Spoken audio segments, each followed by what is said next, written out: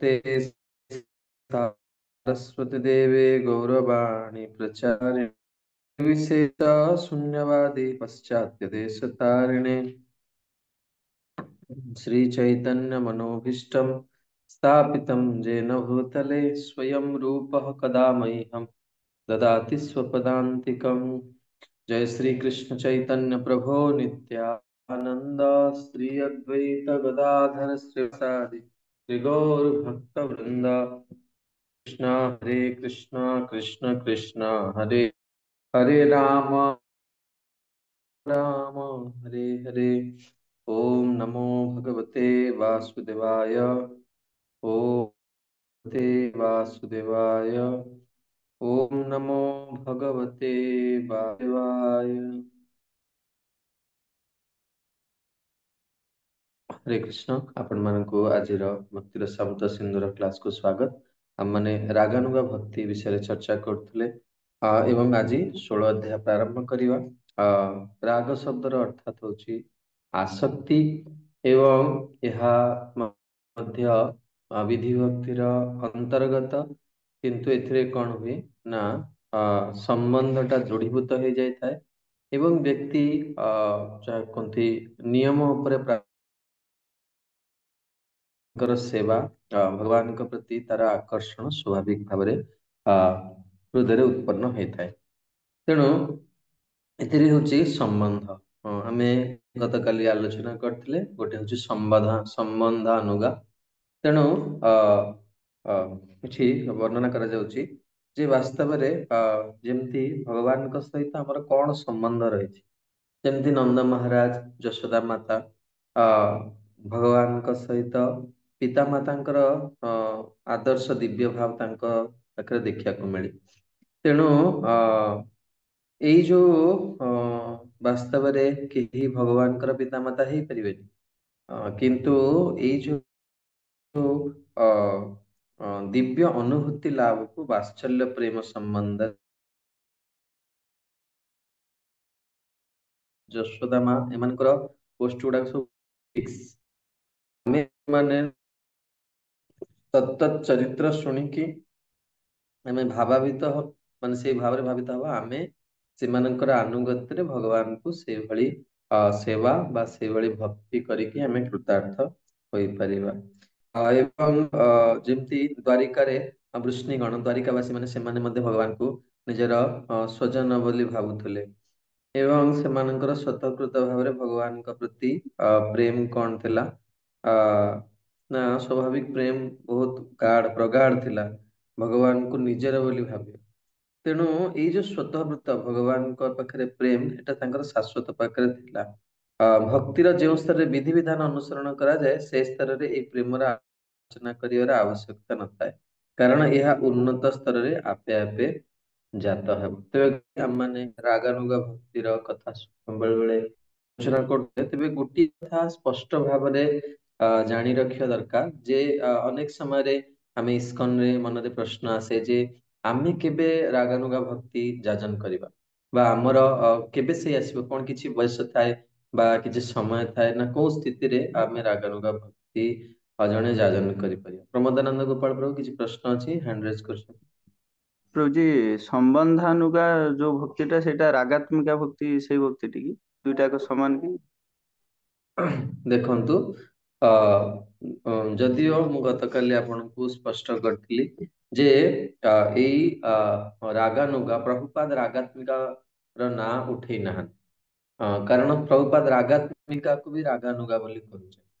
ରାଗାତ୍ମିକା ଭକ୍ତି ହଉଛି ଯୋଉମାନଙ୍କର ସ୍ୱାଭାବିକ ସ୍ଫୁତ ଭାବରେ କଣ ଥାଏ, ଭଗବାନଙ୍କ ସହିତ ସମ୍ବନ୍ଧ ଥାଏ। ରାଗ ଆତ୍ମିକା ସେମାନଙ୍କର ଏବଂ ସେମାନେ କୌଣସି ଯାହା କୁହନ୍ତି ସେମାନଙ୍କର ଅଲରେଡି ଫିକ୍ସଡ ଯୋଉ ଭଗବାନଙ୍କ ସହିତ ତାଙ୍କର ଯୋଉ ସମ୍ବନ୍ଧ ଗୁଡିକ ଫିକ୍ସ। କିନ୍ତୁ ରାଗାନୁଗା ଅର୍ଥାତ ହଉଛି ତାଙ୍କର ଆନୁଗତ୍ୟରେ ଆମେ ଯେତେବେଳେ କଣ କରିବା, ଆ ତାଙ୍କର ଚରିତ୍ର ଶୁଣି ସେ ସତ ଭାବରେ ସେବା କରିବା, ତାକୁ ରାଗାନୁଗା ବୋଲି କୁହାଯାଏ। ତେବେ ସ୍ପଷ୍ଟ କରିଦେବା ଉଚିତ ଯେ ଜଣେ କେତେବେଳେ ଏଇ ସ୍ଥିତିକୁ ପ୍ରାପ୍ତ କରିପାରେ। ତେବେ ଯେତେବେଳେ ଜଣେ ସାଧନ ଭକ୍ତି ପାଳନ କରି କରି ତାର ହୃଦୟ ସମ୍ପୂର୍ଣ୍ଣ କାମାଦି ବିକାରରୁ ମୁକ୍ତ ହେଇଯାଏ ଏବଂ ହୃଦୟ ନିର୍ମଳ ହେଇଯାଏ, ହଁ, ସେତେବେଳେ କଣ ହୁଏ ନା ହୃଦୟରେ ଭଗବାନଙ୍କ ସହିତ ସମ୍ବନ୍ଧଟା ପ୍ରତିଷ୍ଠିତ ହେଇଯାଏ। ଅନେକ ସମୟରେ ଆପଣ ମାନେ ଅ ଶୁଣୁଥିବେ ବାହାରେ, ଯଦିଓ ଆପଣଙ୍କ ଭିତରେ ସନ୍ଦେହ ଥିବ ଆପଣ ପ୍ରଶ୍ନ ପଚାରୁନାହାନ୍ତି, କିନ୍ତୁ ଅ, ଅନେକ ଲୋକମାନେ କୁହନ୍ତି ଯେ ଇସ୍କନରେ ବାସ୍ତବରେ ଭକ୍ତି ନାହିଁ ବା ରାଗାନୁଗା ଭକ୍ତି ନାହିଁ ବା ରାଧାକୃଷ୍ଣଙ୍କୁ ପ୍ରାପ୍ତି ଇସ୍କନରେ ରହିକି ଜଣେ କରିପାରିବନି। ଅନେକ ଏଇଭଳି ଯାହା କୁହନ୍ତି ଅବାନ୍ତରିତ ଅବାଞ୍ଛିତ ଯୁକ୍ତି ମାନେ କରନ୍ତି। କିନ୍ତୁ ଯଦି ଆମେ ଶାସ୍ତ୍ରର ସିଦ୍ଧାନ୍ତକୁ ଜାଣିଥିବା, ତାହେଲେ ଏପରିକି ଆମର ଏଇ ଯୋଉ ପବିତ୍ର ସମ୍ପ୍ରଦାୟରେ ମଧ୍ୟ ଅନେକ ଏଭଳି ବ୍ୟକ୍ତିତ୍ୱ ଅଛନ୍ତି ଯେଉଁମାନେ ଏଭଳି ମନ୍ତବ୍ୟ ଦିଅନ୍ତି। କାରଣ ସେମାନେ ଶାସ୍ତ୍ରୀୟ ତାଙ୍କର ଜ୍ଞାନ ନଥାଏ, ସେମାନେ ଶୁଣା କଥା ଉପରେ ସେମାନେ କଣ କରନ୍ତି, ଇଏ କରନ୍ତି। ଏବଂ ଆମର ଅନୁଷ୍ଠାନରେ ରହିକି ମଧ୍ୟ ଅନେକ ଲୋକ ଭ୍ରାନ୍ତ କଥା ଗୁଡିକ ଶୁଣା କଥା ଉପରେ ସେମାନେ ଆଲୋଚନା କରନ୍ତି, ପରିବେଶ ସେମାନଙ୍କ ଶାସ୍ତ୍ରୀୟ ପରିଭାଷା ନଥାଏ। ଯେମିତି ଆପଣ ଗୋଟିଏ କଥା ଆ,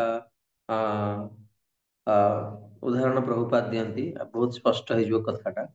ଯେମିତି ଆମେ ଯେତେବେଳେ ସୁନା ପ୍ରାପ୍ତ ହଉ ଖଣିରୁ ବା ହୀରା ଖଣ୍ଡ ପ୍ରାପ୍ତ ହଉ, ତ ସେଟା ବହୁତ ବଡ ଆକାରରେ ଥାଏ, ତା ଦେହରେ ବହୁତ ଧୂଳି ମାଟି ଲାଗିଥାଏ ଏବଂ ତାକୁ କାରିଗର ମାନେ ଆଣିକି କଣ କରି ପରିଷ୍କାର କରିକି ଯେତେବେଳେ ସେ କଣ କରନ୍ତି ନା ତାକୁ ଏକ ରୂପର ଇଏ କରନ୍ତି, ସେତେବେଳେ କଣ ହୁଏ ତାହା ବହୁତ ଆକର୍ଷଣ ଉଜ୍ଜଳ ଦେଖାଯାଏ। ଠିକ ସେଇଭଳି ଭାବରେ ଆମ ହୃଦୟରେ ସ୍ୱତଃସ୍ଫୂର୍ତ ଭାବରେ ଭଗବାନଙ୍କ ପ୍ରତି ଭକ୍ତି ଅଛି, କିନ୍ତୁ ବିଷୟର ସଙ୍ଗ କରିବା ଯୋଗୁଁ ତାହା ମଳିନ ହୋଇଯାଇଛି।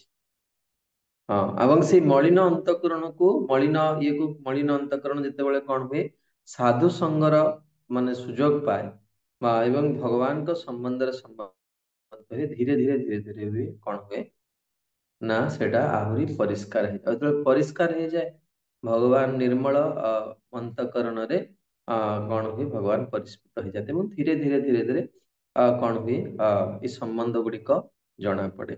ତେବେ ଯୋଉ ରାଗାତ୍ମିକା ବା ରାଗାନୁଗାର କଥା ଆପଣ ପ୍ରଶ୍ନ କଲେ ପ୍ରମୋଦାନନ୍ଦ ପ୍ରଭୁ, ତାହା ବର୍ତ୍ତମାନ ଆହୁରି ସ୍ପଷ୍ଟ ହବ ଆଜିର ଏଇ ଅଧ୍ୟାୟର ଶେଷରେ।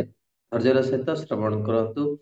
ବହୁତ ଗୁରୁତ୍ୱପୂର୍ଣ୍ଣ ସେକ୍ସନ ଆପଣ ମାନେ ଶୁଣୁଛନ୍ତି, ବଡ ଗମ୍ଭୀରତା ହେଇକି ୟାକୁ ଶୁଣିବା ଦରକାର, କାରଣ ୟା ଉପରେ ହିଁ ଆମର ଆଧ୍ୟାତ୍ମିକ ଜୀବନର କଣ ରହିବ ଭିତ୍ତି ରହିବ।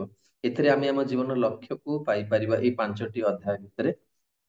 ପରବର୍ତ୍ତୀ ସେକ୍ସନରେ ପ୍ରଭୁପାଦ ରାଗାନୁଗ ଭକ୍ତିର ଯୋଗ୍ୟତା ବିଷୟରେ,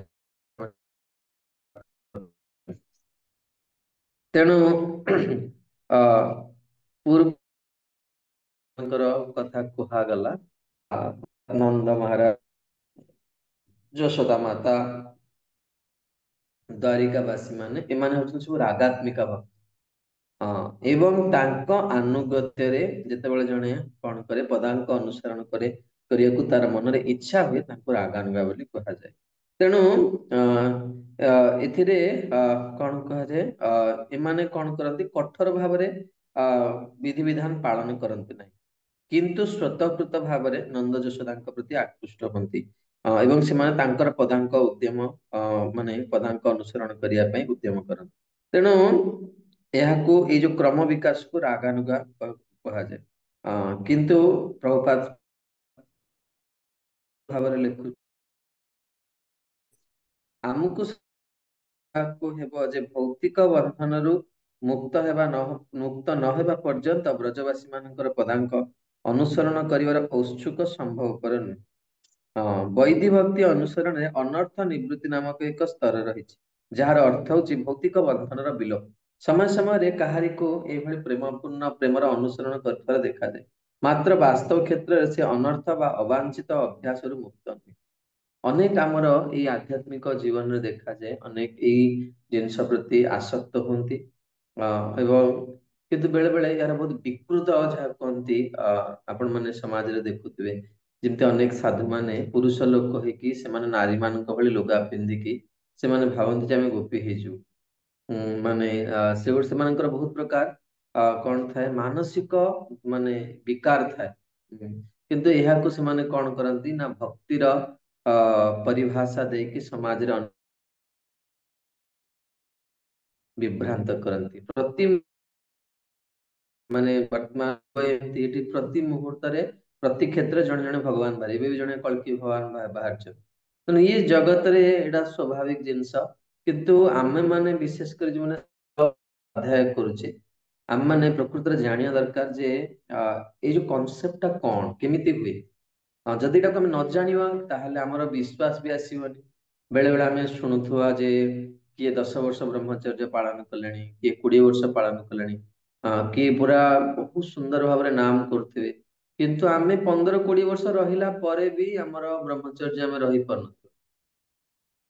15 ପରେ ବି ଆମର ପତିଙ୍କ ଭିତରେ ମନୋମାଳିନ୍ୟ ରହୁଛି। ତ ଆମେ ବେଳେ ବେଳେ ମନରେ ସନ୍ଦେହ ଆସେ, ପ୍ରିନ୍ସିପଲ ଗୁଡା କାମ କରୁଛି ନା ନାଇଁ।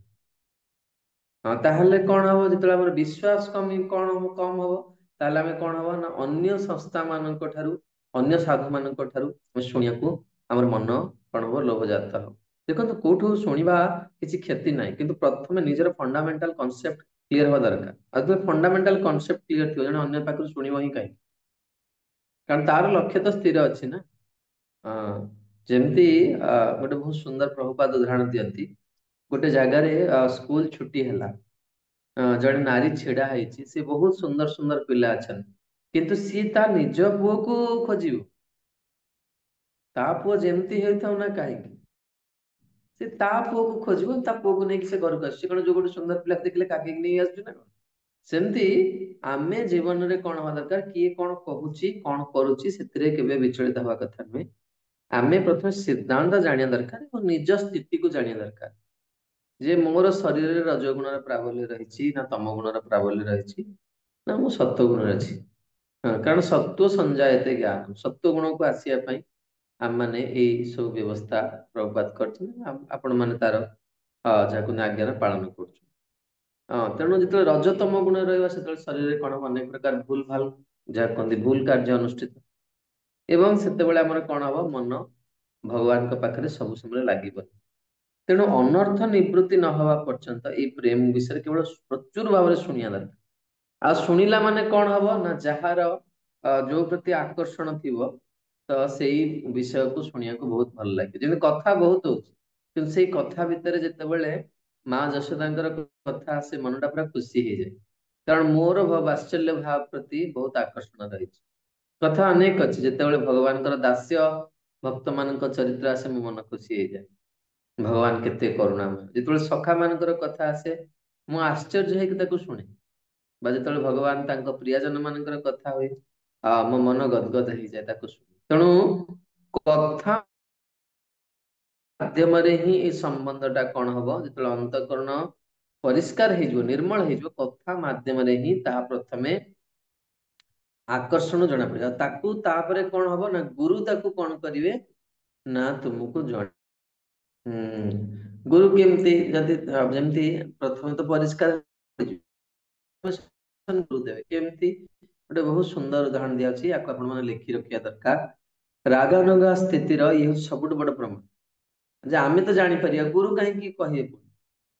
ହୃଦୟ ନିର୍ମଳ ହେଇଗଲେ ଆମର ତ ସ୍ୱତଃକୃତ ଭାବରେ ଆକର୍ଷଣ ଅଛି। ଗୁରୁ ନା ଯେମିତି ଆମର ଯଦି କୌଣସି ଗୋଡ ଫୋଡ ଫ୍ରାକ୍ଚର ହଉଛି ବା ଆମର କିଛି ଏକ୍ସରେ ହଉଛି, ତ ରିପୋର୍ଟ ମାନେ ଆମେ ପାରିବା ସେ ଡିଫେକ୍ଟ ଟା କୋଉଠି ଅଛି, ଆମେ ରିପୋର୍ଟ ଟା ଦେଖୁଛେ, କିନ୍ତୁ କଣ ହେଇଛି ସେଟା ଡକ୍ଟର କଣ କରିବେ, ଦେଖେ ଯେ ଆପଣଙ୍କର ଏତିକି ନମ୍ବର ହାଡରେ ଏଇଠି କ୍ରାକ୍ ହେଇଛି, ସେଟା ଆମେ ଜାଣିପାରିବାନି। ବା ଆପଣଙ୍କର ଏଇଠି ଶରୀର ଅଛି, ସେଟା ଡକ୍ଟର ଦେଖେ। ସେମିତି ଯେତେବେଳେ ସ୍ୱାଭାବିକ ସ୍ଥିତି ଆମର, ଯାହା କୁହନ୍ତି ଭଗବାନଙ୍କ ପାଖରେ ସମ୍ବନ୍ଧ ଟା ପୂର୍ଣ୍ଣ ହେଇଯାଏ, ସେତେବେଳେ ଗୁରୁ ଆମକୁ ଡାକିକି ବିଭିନ୍ନ ମାଧ୍ୟମରେ କିନ୍ତୁ ମନେ ରଖିଥିବେ, ଅନେକ ଭକ୍ତ ମାନେ ପ୍ରଶ୍ନ କରିପାରିବେ ଯେ ଆମର ଗୁରୁଦେବ ପ୍ରକଟ ହେଇଯାଇଛନ୍ତି। ସେଥିରେ କିଛି ଜାଏଜ ନାହିଁ, ଗୁରୁ କୁଆଡେ ଯାଇନାହାନ୍ତି। ଦେଖନ୍ତୁ ଗୁରୁଙ୍କର ତତ୍ଵଟାକୁ ବୁଝିବାକୁ ପଡିବ। ଗୁରୁ ତତ୍ଵ, ଗୁରୁ ଗୋଟେ ବ୍ୟକ୍ତି ବିଶେଷ ନୁହେଁ। ଯଦି ଆମେ ବ୍ୟକ୍ତି ବିଶେଷ ବିଷୟରେ ନବା, ତାହେଲେ ଆମେ ମର୍ମାହତ ନିଶ୍ଚିତ ଭାବରେ ହବ। ଆମେ ତାଙ୍କର ଅନୁପସ୍ଥିତି ଉପଲବ୍ଧି କରିବା। ତ ଯଦି ଗୁରୁଙ୍କୁ ତତ୍ଵ ହିସାବରେ ବୁଝିବା, ଗୁରୁ ସବୁବେଳେ ପାଖରେ ଅଛନ୍ତି, ପ୍ରତି ନିଶ୍ୱାସ ତାଙ୍କର। ଆଉ ବାସ୍ତବରେ ମୋ ହିସାବରେ ଭଗବାନଙ୍କ ଅପେକ୍ଷା ଗୁରୁ ବହୁତ ବଡ, କାରଣ ସେ ସାଧକୁ କେବେ ଛାଡିକି ଯାଆନ୍ତିନି। କେତେ ପର୍ଯ୍ୟନ୍ତ ନା ଭଗବାନଙ୍କୁ ପ୍ରାପ୍ତି ନ କଲା ପର୍ଯ୍ୟନ୍ତ, ସେତେ ପର୍ଯ୍ୟନ୍ତ ଗୁରୁ ଆମ ସହିତ ଅଛି। ତେଣୁ ଏକୁଟିଆ ବାସ୍ତବରେ ଗୁରୁ ଅପ୍ରକଟ ହେଲା ପରେ ବହୁତ ନିଜର ହେଇଯାନ୍ତି। କିନ୍ତୁ ସେ ବିଜ୍ଞାନକୁ ଜଣେ ଅନୁଭବୀ ସାଧକଙ୍କ ନିକଟରୁ ପ୍ରାପ୍ତ କରିବାଟା ହଉଛି ବଡ କଥା। ତେଣୁ ଏଠି କହୁଛନ୍ତି ଯେତେ ପର୍ଯ୍ୟନ୍ତ ହୃଦୟ ଯାହା ପର୍ଯ୍ୟନ୍ତ ଅନର୍ଥ ରହିଛି ତେଣେ ସେଇ ଜିନିଷ ପ୍ରତି କେବେ ହେଲେ ଅନୁକରଣ କରିପାରିବନି। ହୁଁ।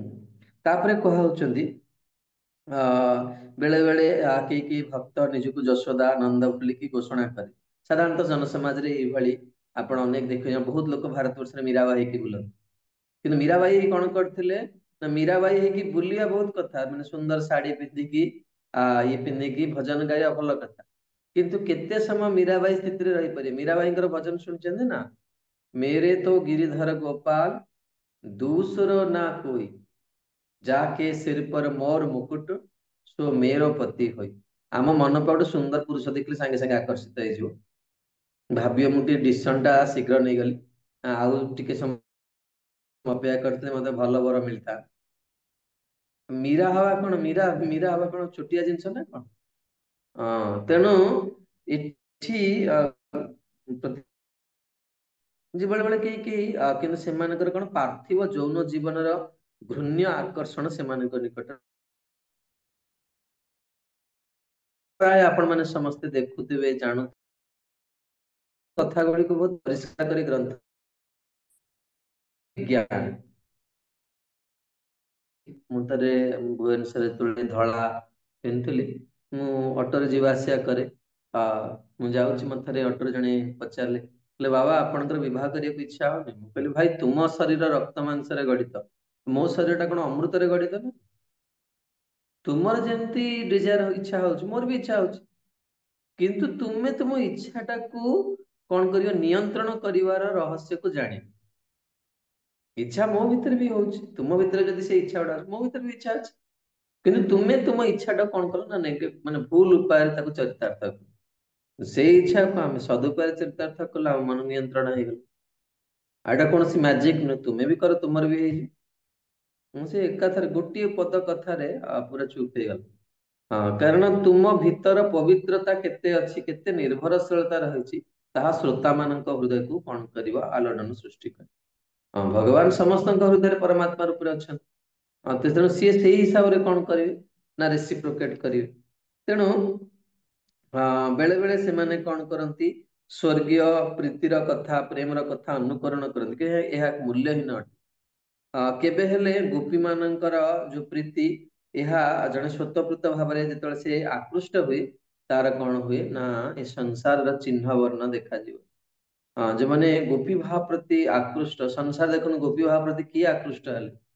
ଉଦ୍ଧବ ଆକୃଷ୍ଟ ହେଇଥିଲେ, ଯିଏ ସ୍ୱର୍ଗରୁ ପଢିକି ଆସିଥିଲେ। ଶ୍ରୀ ଚୈତନ୍ୟ ମହାପ୍ରଭୁ ଆକୃଷ୍ଟ ହେଲେ, ଯେ ଜଣେ ଆଦର୍ଶ ସନ୍ନ୍ୟାସୀ ସ୍ଵୟଂ ଭଗବାନ।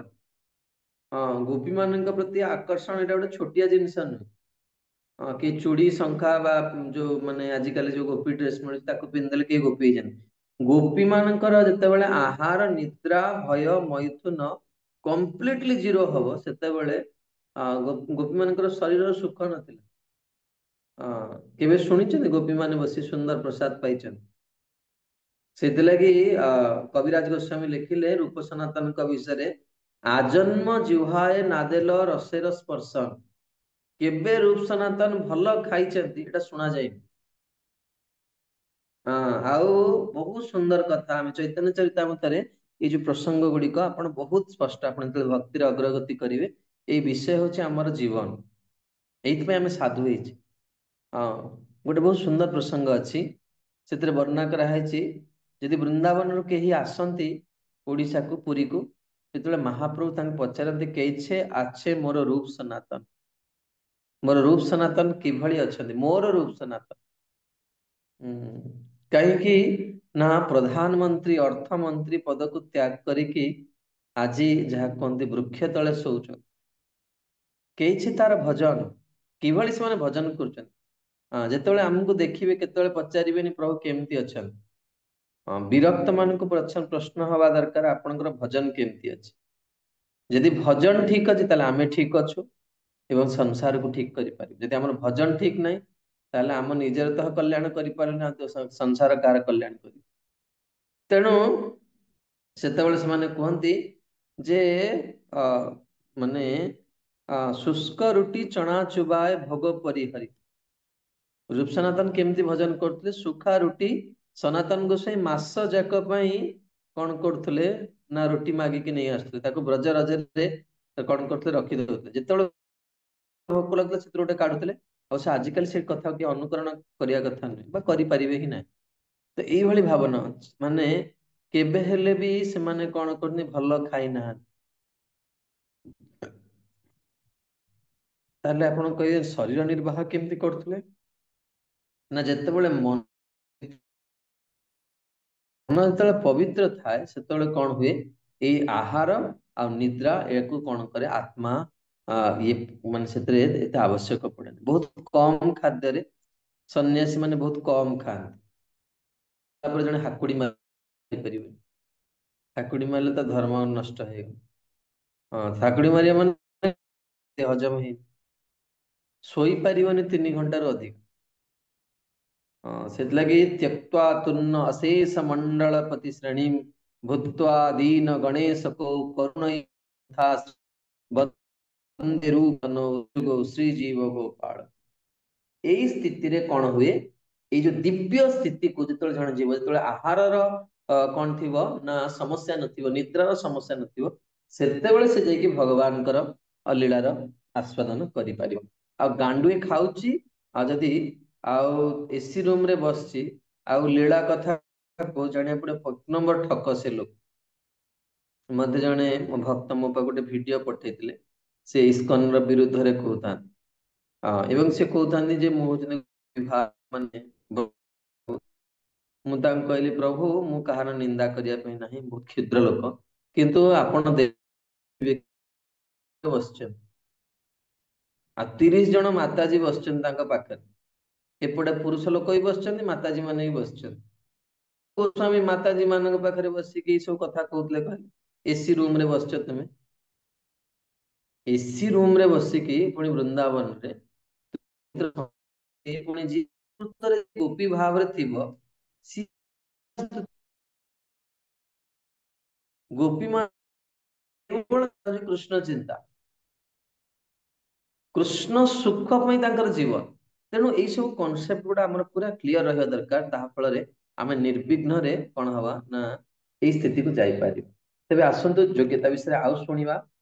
ପ୍ରଭୁପାଦ ଲେଖୁଛନ୍ତି ଯେ ଜଣେ ପ୍ରାରମ୍ଭରେ ଶାସ୍ତ୍ର ଆଉ ଆଧ୍ୟାତ୍ମିକ ଗୁରୁଙ୍କ ନିର୍ଦ୍ଦେଶ ଅନୁସାରେ ବୈଧି ଭକ୍ତି ମାର୍ଗରେ କଠୋର ଭାବରେ ପାଳନ କରିବା ଦରକାର। ଯୋଉ ନିୟମ ଗୁଡିକ ଆମକୁ ଦିଆଯାଇଛି ତାକୁ ଆମେ ଯାହା କୁହନ୍ତି ଅତି ଶ୍ରଦ୍ଧାର ସହିତ ପାଳନ କରିବା ଦରକାର। ଏବଂ ତାପରେ ଧୀରେ ଧୀରେ ଯେତେବେଳେ ଚିତ୍ତ ଶୁଦ୍ଧି ହେଇଯିବ, ସେତେବେଳେ ବ୍ରଜବାସୀ ଭକ୍ତ ମାନଙ୍କର ଜଣେ ଅନୁସରଣ ବା କାମନା କରିପାରେ। ରୂପ ଗୋସ୍ୱାମୀ କହିଛନ୍ତି ଅ ଜଣେ ଯେତେବେଳେ ଭୌତିକ ବନ୍ଧନରୁ ମୁକ୍ତ ହବ, ସିଏ ହିଁ ସତତ ଭଗବାନଙ୍କୁ ସ୍ମରଣ କରିପାରିବ ଆଉ ନିରନ୍ତର ବ୍ରଜରେ ବାସ କରିପାରିବ। ଅ ଜଣେ ଏଇ ବ୍ରଜବାସ ଶବ୍ଦର 2ଟା ଅର୍ଥ ରହିଛି, ଜଣେ ଶରୀର ଦ୍ଵାରା ବ୍ରଜରେ ରହିପାରିବ ବା ମନରେ ବ୍ରଜର ବାସ କରିପାରିବ। ଅନେକ ଥର ଆମେ ମନରେ ବ୍ରଜବାସ କଥା କହିଛେ, କିଏ ସେଟା କହିପାରିବେ ମନରେ କେମିତି ବ୍ରଜବାସ କରାଯିବ? କିଏ କହିବାକୁ ଚାହିଁବେ ମନରେ କେମିତି ବ୍ରଜବାସ କରାଯିବ?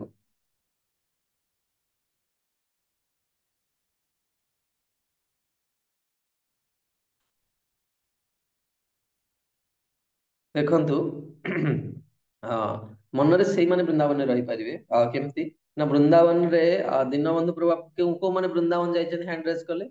ବୃନ୍ଦାବନ କିଏ କିଏ ଯାଇଛନ୍ତି ଦର୍ଶନ କରିଛନ୍ତି ବୃନ୍ଦାବନ? ଆଚ୍ଛା, ବୃନ୍ଦାବନ କିଏ କିଏ? ଆଚ୍ଛା, ଆଚ୍ଛା, ହିରଣ୍ମୟ ପ୍ରଭୁ ଆପଣଙ୍କୁ ବୃନ୍ଦାବନର କୋଉ ସ୍ଥାନ ସବୁଠୁ ଭଲ ଲାଗେ?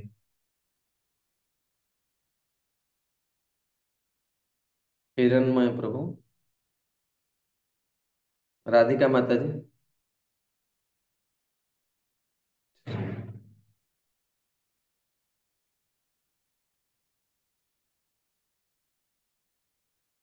हरे कृष्ण प्रभु, धन्यवाद प्रणाम। प्रणाम। हेलो।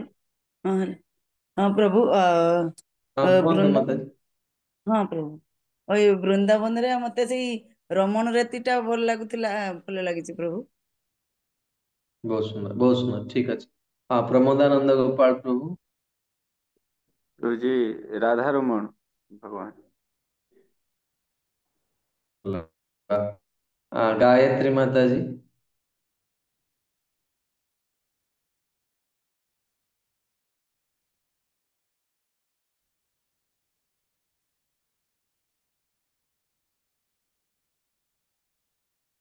माता जी आपणकर भॉइस आसुनी। ठीक अच्छे ना भॉइस आसुनी। दीनबंधु प्रभु आपनको को स्थान पर लगे। रमन रवि प्रभु जी श्री रमन खेल रथी। कालिंदी माता जी। कृष्ण प्रभु जी दंडवत प्रणाम मते भी रमण रेटी भल लागे। अच्छा शुभांगी माता जी। राधा दामोदर कुंकुर कपाटे बस हाँ, सेठी बहुत भजन। सुंदर बहुत सुंदर। तो हमको जो स्थान भल लगे तो प्रतिदिन जदि आमे आलम ब्रजरे रहुछि मन द्वारा वृंदावन प्रतिदिन राधारमण को जदि आमे चिंतन आमे कौन करिया ना मन वृंदावन रे आमे ब्रजरे वास करि परिबा। तेणु आ एटा कौन ना शरीर द्वारा ब्रजवास ठारू आहुरी श्रेष्ठ मन द्वारा ब्रजरे रहिबा। तेणु ଏଇ ରୂପ ଗୋସ୍ୱାମୀ ବର୍ଣ୍ଣନା କରିଛନ୍ତି ଯେ ଏଇ ବ୍ରଜବାସଟା ବହୁତ ଶ୍ରେଷ୍ଠ ମନ ଦ୍ୱାରା। ତେଣୁ ଆ ଏବଂ ବ୍ରଜରେ କେମିତି ରହିବା ଯଦି ରାଧାରମଣଙ୍କୁ ସ୍ମରଣ କରୁଛେ ତାହେଲେ ଆମେ ଗୋପାଳ ଭଟ୍ଟ ଗୋସ୍ୱାମୀଙ୍କର ଆନୁଗତ୍ୟରେ ରହିକି ଆମେ ରାଧାରମଣଙ୍କର କଣ କରିପାରିବା ନା ଚିନ୍ତନ କରିପାରିବା ଏବଂ ଆମକୁ ବ୍ରଜବାସ ପ୍ରାପ୍ତି। ତେଣୁ ଯୋଉମାନେ ଭକ୍ତି ରାଜ୍ୟରେ ଅଗ୍ରଗତି କରିଛନ୍ତି ଯୋଉମାନେ ନିଜକୁ ସେବାରେ ନିଯୁକ୍ତ କରିଛନ୍ତି ସେମାନେ ସେମାନେ ପୂର୍ଣ୍ଣତା ପ୍ରାପ୍ତି କଲେ ମଧ୍ୟ ସେମାନେ କେବେ ହେଲେ ବି ତାହା ବ୍ୟକ୍ତ କରନ୍ତି ନାହିଁ। ସେମାନେ ଯଦିଓ ଅତି ମହତ୍ ଉନ୍ନତ ସ୍ଥିତିରେ ଥାନ୍ତି କିନ୍ତୁ ସେମାନେ ନିଜକୁ ନୂତନ ଭକ୍ତ ହିସାବରେ ସବୁବେଳେ ଚିନ୍ତା କରନ୍ତି। ତେଣୁ ଆଉ ବାସ୍ତବରେ ସହିତ ତାର ସମ୍ବନ୍ଧକୁ ଉପଲବ୍ଧି କରନ୍ତି ଏବଂ ସେ ବିଧି ବିଧାନ ପୂର୍ବକ ଭଗବାନଙ୍କର ଯୋଉ ନିର୍ଦ୍ଦିଷ୍ଟ ପାର୍ଷଦଙ୍କର ଆନୁଗତ୍ୟ କରନ୍ତି। ତେଣୁ ଆମେ ଆପଣ ମାନେ କି କୌଣସି ବାବାଜୀ ମାନଙ୍କ ସହିତ କେବେ ମିଶିଛନ୍ତି ରାଧାକୁଣ୍ଡ ବା କୌଣସି ବାବାଜୀ ସମ୍ପ୍ରଦାୟର ମିଶିଛନ୍ତି କେବେ ଆପଣଙ୍କ ଭିତରୁ କିଏ ଜୀବନରେ ମିଶି? ଠିକ ଅଛି ସେମାନେ ଏକ ସିଦ୍ଧ ପ୍ରଣାଳୀ କୁହନ୍ତି। ସେମାନେ କୁହନ୍ତି ଯେ ତୁମେ ଇସ୍କନରେ ରହିକି ରାଧାକୃଷ୍ଣଙ୍କ ପ୍ରାପ୍ତି କରିପାରିବ ନାହିଁ କାରଣ ଏଥିପାଇଁ ସିଦ୍ଧ ଆବଶ୍ୟକ। ଚୈତନ୍ୟ ଚରିତାମୃତର ଅନେକ କଣ କରନ୍ତି କଥାକୁ ସେମାନେ ପ୍ରସ୍ତୁତ କରନ୍ତି କିନ୍ତୁ ପ୍ରଭୁପାଦ ବର୍ଣ୍ଣନା କରିଛନ୍ତି ଯେ ବାସ୍ତବରେ ଏଇ ଯୋଉ ସିଦ୍ଧ ପ୍ରଣାଳୀ ଏହା କଣ କରେ ନା ଅନେକ ପ୍ରକାର ସମସ୍ୟା ତଥାଗତ ସମସ୍ୟା ସୃଷ୍ଟି କରନ୍ତି। ତେଣୁ ଶ୍ରୀମଦ୍ ଭାଗବତମରେ ୟାର ପ୍ରମାଣ ରହିଛି କିଭଳି ଜଣେ କଣ କରିବା ଦରକାର ନା ଭଗବାନଙ୍କୁ ସତତ ଭଗବାନଙ୍କ ବିଷୟରେ ଶୁଣିଲା ପରେ ଆଚାର୍ଯ୍ୟ ମାନଙ୍କର ଉପଦେଶ ଗୁରୁଙ୍କର ଆଦେଶ ପାଳନ ଏବଂ ଭଗବାନଙ୍କର କଥା ଶୁଣିଲେ ସ୍ୱତଃକୃତ ଭାବରେ ଆମର କଣ ହବ ନା ଭଗବାନଙ୍କ ପ୍ରତି ମତି ଆମର ଜାଗୃତ ହବ। ତେଣୁ ତାପରେ ହଉଛି ମାଧୁର୍ଯ୍ୟ ଭାବ।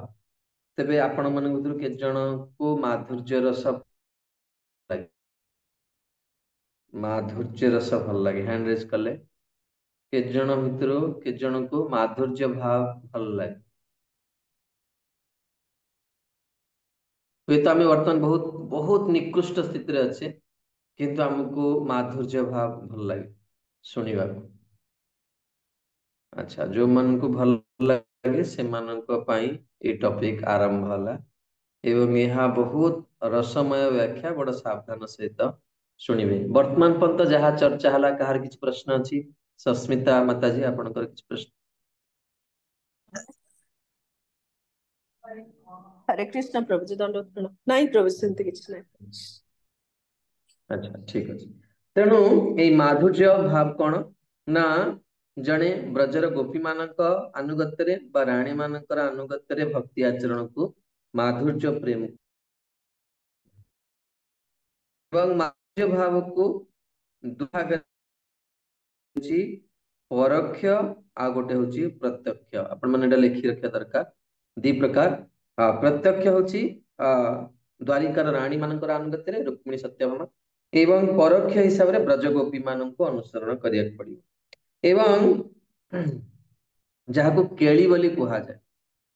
କେଳି ସମ୍ପାଦନର ଅର୍ଥାତ୍ ପରମ ପୁରୁଷ ଭଗବାନଙ୍କ ସହିତ ପ୍ରତ୍ୟକ୍ଷ ସଂଯୋଗ, ଭଗବାନଙ୍କର ଅଙ୍ଗରେ ତୈଳ ମର୍ଦ୍ଦନ କରିବା, ଭଗବାନଙ୍କୁ ସ୍ନାନ କରେଇଦବା, ଭଗବାନଙ୍କୁ ବସ୍ତ୍ର ପିନ୍ଧେଇଦବା, ଭଗବାନଙ୍କୁ ଚନ୍ଦନରେ ସୁନ୍ଦର ପତ୍ରାବଳି କରିବା, ଭଗବାନଙ୍କୁ ଅଳଙ୍କାର ପିନ୍ଧେଇଦବା, ଭଗବାନଙ୍କୁ ପୁଷ୍ପମାଳା ପିନ୍ଧେଇବା, ଭଗବାନଙ୍କ ପାଇଁ ବିଭିନ୍ନ ନୈବେଦ୍ୟ ପ୍ରସ୍ତୁତ କରିବା, ଭଗବାନଙ୍କୁ ଖୁଏଇଦବା, ଭଗବାନଙ୍କ ପାଇଁ ଜଳ ଆଣିଦବା, ଏଗୁଡା ସବୁ କଣ ମାଧୁର୍ଯ୍ୟ ପ୍ରେମର କଣ ଏଇ ସବୁ ପରିପାଟି। ଏବଂ ଯୋଉମାନେ ବିଧି ମାର୍ଗରେ ପୂର୍ବରୁ ନିଯୁକ୍ତ ରହିଛନ୍ତି ରାଧାକୃଷ୍ଣଙ୍କର ପୂଜା ଆରାଧନା କରୁଛନ୍ତି କିନ୍ତୁ ବର୍ତ୍ତମାନ ଅନର୍ଥ ରହିଛି, ସେମାନଙ୍କ ପାଖରେ ଏ ଅନୁଭୂତି ଜାତ ହେବା ସମ୍ଭବପର। ଏଇ ଭକ୍ତ ମାନଙ୍କର ବିଗ୍ରହ ପ୍ରତି କ୍ରମଶଃ ସ୍ୱତଃପୃତ ପ୍ରେମ ଜାତ ହୁଏ। ଯୋଉମାନେ ବାସ୍ତବରେ ବହୁତ ରସିକ ଭକ୍ତ, ସେମାନଙ୍କର ବିଗ୍ରହଙ୍କ ପ୍ରତି ବହୁତ ଆକର୍ଷଣ ଆସେ। ଭଗବାନଙ୍କୁ ଦେଖିଲା ମାନେ ଏକ ସ୍ୱତଃପୃତ ଆକର୍ଷଣ ତାଙ୍କ ପ୍ରତି କଣ ହୁଏ, ଜାତ ହୁଏ। ଶ୍ରୀକୃଷ୍ଣଙ୍କ ପ୍ରତି ଏଇ ମାଧୁର୍ଯ୍ୟ ପ୍ରେମ ଜାତ ହେବା କେବଳ ନାରୀ ମାନଙ୍କ ଠାରେ ପ୍ରକାଶିତ ହୁଏନି, ଏଥିରେ କୌଣସି ଶରୀର ଇଏ ନାହିଁ। ଯେମିତି ଜଣେ ପୁରୁଷ ଗୋପୀ ଭାବରେ ଭାବିତ ହେଇକି ସେ ଭଜନ କରିପାରେ। ଆମର ଗୋସ୍ୱାମୀ ମାନେ ଥରେ ଗୋଟେ ସୁନ୍ଦର ଲୀଳା କହୁଛି, ହୁଏତ ଆପଣ ମାନଙ୍କ ପାଇଁ ଏହା ବହୁତ ମାନେ ଆଶ୍ଚର୍ଯ୍ୟ ଲାଗିପାରେ, କିନ୍ତୁ ଏସବୁ କଥାର ସତ୍ୟତା ଏହା ବିଜ୍ଞାନ ମଧ୍ୟ। ଥରେ ସନାତନ ଗୋସ୍ୱାମୀ ରୂପ ଗୋସ୍ୱାମୀଙ୍କ ପାଖକୁ ଯାଇଥିଲେ ଏବଂ ରୂପ ଗୋସ୍ୱାମୀ ଯେଉଁ ଗ୍ରନ୍ଥ ରଚନା କରନ୍ତି ସନାତନ ଗୋସ୍ୱାମୀଙ୍କୁ ପ୍ରଥମେ ଦିଅନ୍ତି ସଂଶୋଧନ କରିବା ପାଇଁ, ପଢିବା ପାଇଁ। ତେଣୁ ରୂପ ଗୋସ୍ୱାମୀ ଗୋଟିଏ ରାଧାରାଣୀଙ୍କ ସ୍ତୁତିରେ ରାଧାରାଣୀଙ୍କର କେଶ ବେଣୀକୁ କଣ କରିଛନ୍ତି, ଏକ ସର୍ପ ସହିତ ତୁଳନା କରିଛନ୍ତି, ନାଗ ସାପ ସହିତ ତୁଳନା କରିଛନ୍ତି। ଯୋଉ ତୁଳନାକୁ ସନାତନ ଗୋସ୍ୱାମୀଙ୍କୁ ଜମା ଭଲ ଲାଗିଲାନି, ଯେ ଶ୍ରୀ ରୂପ ଏମିତି କେମିତି ଏ ତୁଳନା ଦେଇଛନ୍ତି। ତେଣୁ ସନାତନ ଗୋସ୍ୱାମୀ ସେଇ ସ୍ତୁତିଟିକୁ ପଢି ପଢି ଯେତେବେଳେ ରାଧାକୁଣ୍ଡର ସଙ୍ଗମ ସ୍ଥଳୀକୁ ଆସିଛନ୍ତି, ଦେଖୁଛନ୍ତି ଏକ ଛୋଟ ବାଳିକା ସେ ତାର ମାନେ ସଖୀ ମାନଙ୍କ ସହିତ, ସାଙ୍ଗ ମାନଙ୍କ ସହିତ ସେ କଣ କରୁଛି, ସେଇ ସଙ୍ଗମରେ ବୁଲୁଛି ଏବଂ ସନାତନ ଗୋସ୍ୱାମୀ ଦେଖୁଛନ୍ତି ତା ଦେହରେ ଗୋଟେ ସାପ ଚଢୁଛି, ସେ ଝିଅ ଦେହରେ ଗୋଟେ ସାପ ଚଢୁଛି। ତେଣୁ ସନାତନ ଗୋସ୍ୱାମୀ ଏତେ ବ୍ୟାକୁଳ ହେଇକି ସେ ଦୌଡୁଛନ୍ତି, କାରଣ ସନାତନ ଗୋସ୍ୱାମୀଙ୍କ ଜୀବନ ଚରିତ୍ରରେ ଲେଖା ହେଇଛି ସନାତନ ଗୋସ୍ୱାମୀ ପ୍ରତିଦିନ 3 ଘଣ୍ଟା ବ୍ରଜବାସୀ ମାନଙ୍କ ସହିତ କଥା ହୁଅନ୍ତି। ସେଇଥିପାଇଁ ତ ବ୍ରଜବାସୀ ମାନେ ତାଙ୍କୁ ନିଜର ବୋଲି ଭାବୁଥିଲେ। ତ ଯେତେବେଳେ ପାଖକୁ ଆସିକି ଦେଖୁଛନ୍ତି, ସେଟା କଣ ସାପ ନୁହେଁ ବେଣୀ। ଆଉ ସେ ଝିଅ ଜଣକ କିଏ ନା ଶ୍ରୀମତୀ ରାଧାରାଣୀ। ମୂର୍ଚ୍ଛିତ ହେଇକି ପଡିଲେ ସନାତନ ଗୋସ୍ୱାମୀ, ପରେ ଉଠିକି ବୁଝିପାରିଲେ ଯେ ଶ୍ରୀ ରୂପ ଯାହା ଲେଖିଛନ୍ତି ତାହା ପ୍ରକୃତରେ ସତ୍ୟ। ତେଣୁ ମୋର କହିବା କଥା ହଉଛି, ଆଉ ଗୋଟେ ଚରିତ୍ର ମୁଁ ଆପଣ ମାନଙ୍କୁ କହୁଛି। ଥରେ ଶ୍ରୀଲ ବିଶ୍ୱନାଥ ଚକ୍ରବର୍ତ୍ତୀ ଠାକୁରଙ୍କ ପ୍ରତି କେତେ ଜଣ ବ୍ରଜବାସୀ ବହୁତ ଈର୍ଷାନ୍ୱିତ ହେଇକି ତାଙ୍କୁ ମାରିବାକୁ ଆସିଥିଲେ। ବୋଧେ ସେମାନେ ବ୍ରଜବାସୀ ହିଁ ନଥିବେ, ବାହାରୁ କେଉଁଠି ଆସିକି ରହିଥିବେ। ଯେତେବେଳେ ସେ ମାରିବାକୁ ଆସିଲେ, ସେମାନେ ଦେଖିଲେ ଯେ ବିଶ୍ୱନାଥ ଚକ୍ର ଠାକୁର କଣ କରୁଛନ୍ତି, ରାଧାକୁଣ୍ଡରେ ବୁଲି ବୁଲି ଜପ କରୁଛନ୍ତି। ତେଣୁ ସେମାନେ ତାଙ୍କୁ ବିଭିନ୍ନ ଅସ୍ତ୍ର ଶସ୍ତ୍ର ଧରି ଯେତେବେଳେ ମାରିବାକୁ ଆସିଲେ, ସେତେବେଳେ ଦେଖିଲେ ଗୋଟେ ଛୋଟିଆ ଝିଅଟେ ସେଠି ବୁଲୁଛି। ଆଉ ତାକୁ ପଚାରିଲେ ସେମାନେ, ଏଇଠି ଜଣେ ବାବାଙ୍କୁ ଦେଖିଛ କି? ସେ କହିଲା ନା ମୁଁ ଦେଖିନି। ଆଉ ସେ କିଏ? ସେ ବିଶ୍ୱନାଥ ହିଁ। ବିଶ୍ୱନାଥଙ୍କର ପ୍ରକୃତ ସ୍ୱରୂପରେ ବିଶ୍ୱନାଥ ତାଙ୍କୁ ଦୟା କଲେ ଏବଂ ସେଇ ଯୋଉ ଲୋକମାନେ ଆସିଥିଲେ, ସେଇ ଯୋଉ ଛୋଟ ଝିଅକୁ ଦେଖିଲେ, ତାଙ୍କ ହାତରୁ ଅସ୍ତ୍ର ଶସ୍ତ୍ର ପଡିଗଲା ଏବଂ ସମସ୍ତେ ହରେ କୃଷ୍ଣ ମହାମନ୍ତ୍ର ତାପରେ ଉଚ୍ଚାରଣ କରିବାକୁ ଆରମ୍ଭ। ବିଶ୍ୱନାଥ ଏଇଭଳି ତାଙ୍କୁ ଦୟା କରିଦେଲେ। ତେଣୁ ବାହ୍ୟ ରୂପରେ ସେମାନେ ଜଣେ ସାଧୁ ବା ସନ୍ନ୍ୟାସୀ ରୂପରେ ଅଛନ୍ତି, କିନ୍ତୁ ଭିତରେ ସେମାନେ ସବୁ କଣ ନା ଶ୍ରୀମତୀ ରାଧାରାଣୀଙ୍କର ଅନ୍ତରଙ୍ଗ ସେବିକା। ତେଣୁ ଏଠି କୁହାଯାଉଛି ଯେ ଜଣେ ନାରୀ ବି ସଖା ହେଇପାରେ, ଜଣେ ପୁରୁଷ ବି ମଞ୍ଜରୀ ହେଇପାରେ ବା ସଖୀ ହେଇପାରେ, ସେଥିରେ କିଛି ଜାୟଜ ନାହିଁ। ତତ୍ତଦ ଭାବରେ ଭାବିତ ହେଇକି ଜଣେ କଣ କରିବ ନା ଏଇ ସବୁ ଜିନିଷକୁ ଆସ୍ୱାଦନ କରିପାରିବ। ଯେମିତି ଏଠି କହୁଛନ୍ତି ମୁଁ ଯୋଉ କଥା ଆପଣଙ୍କୁ କହିଲି, ଦଣ୍ଡକାରଣ୍ୟ ଋଷିମାନେ ଭଗବାନ ରାମଜୀଙ୍କୁ ଦେଖିକି ତାଙ୍କ ହୃଦୟରେ ତାଙ୍କର ମାନେ ତାଙ୍କର ପତ୍ନୀ ହବାର, ପ୍ରେୟସୀ ହବାର ଅ ସେ ଅଭିଳାଷ କାମନା କରିଥିଲେ, ଏବଂ ସେଇ ଋଷି ମାନେ କଣ ହେଲେ ନା ବ୍ରଜରେ ଗୋପୀ ହେଇକି ସବୁ ଜନ୍ମ ହେଲେ। ତେଣୁ ଆପଣ ମାନେ ଏଠୁ ସ୍ପଷ୍ଟ ବୁଝିପାରୁଥିବେ ଯେ ଭଗବାନ ଯୋଉ ଗୋପୀ ମାନଙ୍କ ସହିତ ବିବିଧ ଲୀଳା ବିଳାସ କରୁଥିଲେ, ତାହା କୌଣସି ପ୍ରାକୃତ ପୁରୁଷ ନାରୀର କଣ ଲୀଳା ଖେଳା ନୁହେଁ। କୋଟି କୋଟି ଜନ୍ମ ତପସ୍ୟା କଲା ପରେ ଜଣେ ଭଗବାନ ପରମ ବ୍ରହ୍ମଙ୍କ ସହିତ, ଭଗବାନଙ୍କ ସହିତ ତାଙ୍କୁ ସ୍ପର୍ଶ କରିବାର, ତାଙ୍କୁ ସୁଖୀ କରିବାର, ତାଙ୍କୁ ସେବା କରିବାର ଜଣେ ସୁଯୋଗ ପାଉଛି। ତେଣୁ ଇଏ କେତେ ପବିତ୍ର, ଏହା ଆମର ମନବାଣୀ କଣ ହବ ନା ସେଠି ପହଞ୍ଚି ପାରୁନି, ଏତେ ଉଚ୍ଚାରେ ଏଇ ସବୁ ଜିନିଷ ରହିଛି। ତେଣୁ ଏଠି ବର୍ଣ୍ଣନା କରାଯାଉଛି ଯେ ଏଇ ମାଧୁର୍ଯ୍ୟ ପ୍ରେମକୁ ଦୁଇ ଭାଗରେ ବିଭକ୍ତ କରାଯାଏ। ଅର୍ଥାତ୍ ଯେମିତି ପତି ପତ୍ନୀଙ୍କର ପ୍ରେମ ଗୋଟେ ପ୍ରକାର, ଆଉ ଗୋଟେ ହଉଛି କଣ ନା ପ୍ରେମିକ ପ୍ରେମିକାର ପ୍ରେମ। ଭାର୍ଯ୍ୟା ରୂପରେ ଭଗବାନଙ୍କର ଯୋଉ ପ୍ରତି ଯୋଉ ପ୍ରେମକୁ ଦ୍ୱାରିକାର ମହିଷୀ ମାନେ ସେମାନେ କଣ କଲେ ପ୍ରାପ୍ତ ହେଲେ, ଏବଂ ବ୍ରଜରେ ଗୋପିକା ମାନେ କଣ ହେଲା ନା ପ୍ରେମିକାର ସେମାନେ ପ୍ରାପ୍ତ ହେଲେ। ଓଡିଆରେ ଶୁଣିଲା ବେଳେ ବହୁତ ଆମକୁ ବେଳେ ବେଳେ ଲାଗେ ଯେ ଜାଗତିକ କଥା ଭଳି ଅନୁଭବ ହେଇଯାଏ, କିନ୍ତୁ ସବୁବେଳେ ନିଜକୁ ସାବଧାନ ହେଇକି ପ୍ରସଙ୍ଗକୁ ଶୁଣିବା ଦରକାର। ଇଏ ଅତ୍ୟନ୍ତ ଦିବ୍ୟ ପ୍ରସଙ୍ଗ। ଭଗବାନଙ୍କ ସହିତ କଣ ହୁଏ ନା ଏଇସବୁ ଭାବନା ଆମେ କରୁଛେ। ଯଦି ଜଣେ ଗୋପୀ ମାନଙ୍କର ଭାବକୁ ଅନୁସରଣ ନ କରେ, ତାହେଲେ ସେ ଦ୍ୱାରିକାକୁ ଉନ୍ନତି ହୁଏ। ମହାକୁର୍ମ ପୁରାଣରେ ବର୍ଣ୍ଣନା କରାଯାଇଛି, ଅଗ୍ନି ଦେବତାଙ୍କର ପୁତ୍ର ହୋଇଥିବା ମହାନ ଋଷିଗଣ ଶ୍ରୀକୃଷ୍ଣଙ୍କ ସହିତ ମାଧୁର୍ଯ୍ୟ ପ୍ରେମ ର ଅଭିଳାଷ କରିକି କଠୋର ସେମାନେ ସାଧନ କରୁଥିଲେ। ଫଳସ୍ୱରୂପ ସେମାନେ ପରବର୍ତ୍ତୀ ଜୀବନରେ ବାସୁଦେବ ନାମରେ ପରିଚିତ ଏବଂ ଭଗବାନଙ୍କର ସଙ୍ଗ ଲାଭ କରିବାର ସେମାନେ ସକ୍ଷମ ହୋଇଥିଲେ, ଏବଂ ସେମାନେ ସମସ୍ତେ ତାଙ୍କୁ ସ୍ଵାମୀ ରୂପରେ, ପତି ରୂପରେ ଲାଭ କରିଥିଲେ। ତେଣୁ ଦେଖନ୍ତୁ, ଦେବତା ମାନଙ୍କର ପୁତ୍ର ମାନେ ଭଗବାନଙ୍କୁ ପ୍ରାପ୍ତି କରିବାର ଅଭିଳାଷ ନେଇକି ସାଧନ କରୁଛନ୍ତି, କଠୋର ସାଧନ କରିକି କୃଷ୍ଣ ଅବତାରେ ଭଗବାନଙ୍କୁ ପ୍ରାପ୍ତ ହେଇଛନ୍ତି। ତେଣୁ ଏଇ ଯୋଉ ବସ୍ତୁ, ଏହା କଣ ନା ଏଇ ଯୋଉ ଭାବ, ଏହା ଧୀରେ ଧୀରେ ଧୀରେ ଧୀରେ ସ୍ୱାଭାବିକ କଣ ହୁଏ, ବ୍ୟକ୍ତି ପ୍ରାପ୍ତ ହୋଇଯାଏ। ତାପରେ ହଉଛି ବାତ୍ସଲ୍ୟ ପ୍ରେମ ଆଉ ସଖ୍ୟ ଭାବ। ମୁଁ ଭାବୁଛି ବାତ୍ସଲ୍ୟ ପ୍ରେମର ଅନେକ ଆମ କ୍ଲାସରେ କୋଉମାନଙ୍କର ବାତ୍ସଲ୍ୟ ଭାବ ପ୍ରତି ଆକର୍ଷଣ ରହିଛି, ହ୍ୟାଣ୍ଡ ରେଜ କଲେ। ମୁଁ ଭାବୁଛି ଅନେକ ମା ମାନେ ଭକ୍ତଗ୍ରସ୍ତ ଭକ୍ତ ମାନଙ୍କର ଏଥିପ୍ରତି ବହୁତ ଇଏ ରହିବ, କାରଣ ସ୍ୱାଭାବିକ ଭାବରେ ଭଗବାନଙ୍କୁ ଦେଖିଲେ, ଭଗବାନଙ୍କୁ ଯାହା ସେବା କରିବାକୁ ପୁତ୍ର ଭାବରେ ଭାବନା ଆସିଯାଏ। ତେଣୁ ବା ସଖା ଭାବରେ ସଖା ଭାବରେ, ସଖ୍ୟ ଭାବଟା ସବୁଠୁ ସେଫ୍। ସଖ୍ୟ ଭାବରେ କେବେ ପତନ ନାହିଁ। ସଖ୍ୟ ଭାବରେ ଭଗବାନ କେବେ ଦୋଷ ଦେଖନ୍ତି। ସବୁଠୁ ସେଫେଷ୍ଟ ରସ ହଉଛି ସଖ୍ୟ ଭାବ। ତେଣୁ ଏଠି ବର୍ଣ୍ଣନା କରାଯାଉଛି କେହି ଭଗବାନଙ୍କର ପିତା ହେଇପାରିବେ। ଏହା ବାସ୍ତବରେ କଣ ହୁଏ ନା ଏହା ବହୁତ ଅପରାଧଜନକ, କିନ୍ତୁ ସେମାନଙ୍କର ତାଙ୍କ ଆନୁଗତ୍ୟରେ ସେବା ଏବଂ ଭଗବତ ରାଜ୍ୟରେ ଜଣେ କଣ କରିପାରିବ, ଆନୁଗତ୍ୟରେ ସେବା କଲେ ପ୍ରବେଶ କରିପାରିବ ଭଗବତ। ସ୍କନ୍ଦ ପୁରାଣରେ ଗୋଟେ ବହୁତ ସୁନ୍ଦର ଗପ ରହିଛି। ପାଣ୍ଡୁଙ୍କ ରାଜ୍ୟର ରାଜଧାନୀ ହସ୍ତିନାପୁରରେ ଜଣେ ବୃଦ୍ଧ ବାସ କରୁଥିଲେ। ସେ ଶ୍ରୀକୃଷ୍ଣଙ୍କୁ ତାଙ୍କର ପୁତ୍ର ରୂପରେ ଲାଭ କରିବାକୁ ମନରେ ଅଭିଳାଷ କଲେ। ସେଇ ବୃଦ୍ଧ ଲୋକକୁ ନନ୍ଦ ମହାରାଜଙ୍କର ପଦାଙ୍କ ଅନୁସରଣ କରିବା ପାଇଁ ନାରଦ ମୁନି ଉପଦେଶ ଦେଲେ, ଏବଂ ସେ ଶେଷରେ ସେଥିରେ କଣ ହେଲେ ନା ସଫଳତା ପ୍ରାପ୍ତ ହେଇକି ଭଗବାନ ଦିନେ ଆସିବେ ତାଙ୍କ ପାଖକୁ।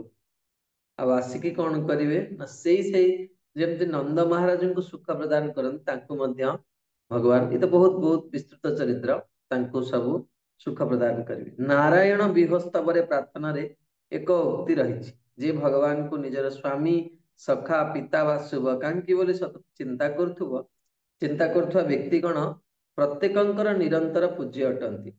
ଶ୍ରୀକୃଷ୍ଣଙ୍କ ପ୍ରତି ଏହି ପ୍ରକାର ସ୍ୱତଃପୃତ ପ୍ରେମ କେବଳ ଶ୍ରୀକୃଷ୍ଣ ଅଥବା ତାଙ୍କର ଶୁଦ୍ଧ ଭକ୍ତଙ୍କର ସ୍ୱତନ୍ତ୍ର କୃପା ବଳରେ ଜାତ ହୋଇପାରେ। ଏହି ପଦ୍ଧତିର ପ୍ରେମ ପୂର୍ଣ୍ଣ ସେବାକୁ पुष्टि मार्ग कुहाଯାଏ। पुष्टिर अर्थ पालन पोषण କରିବା ଏବଂ ମାର୍ଗର ଅର୍ଥ ହେଉଛି ପଥ।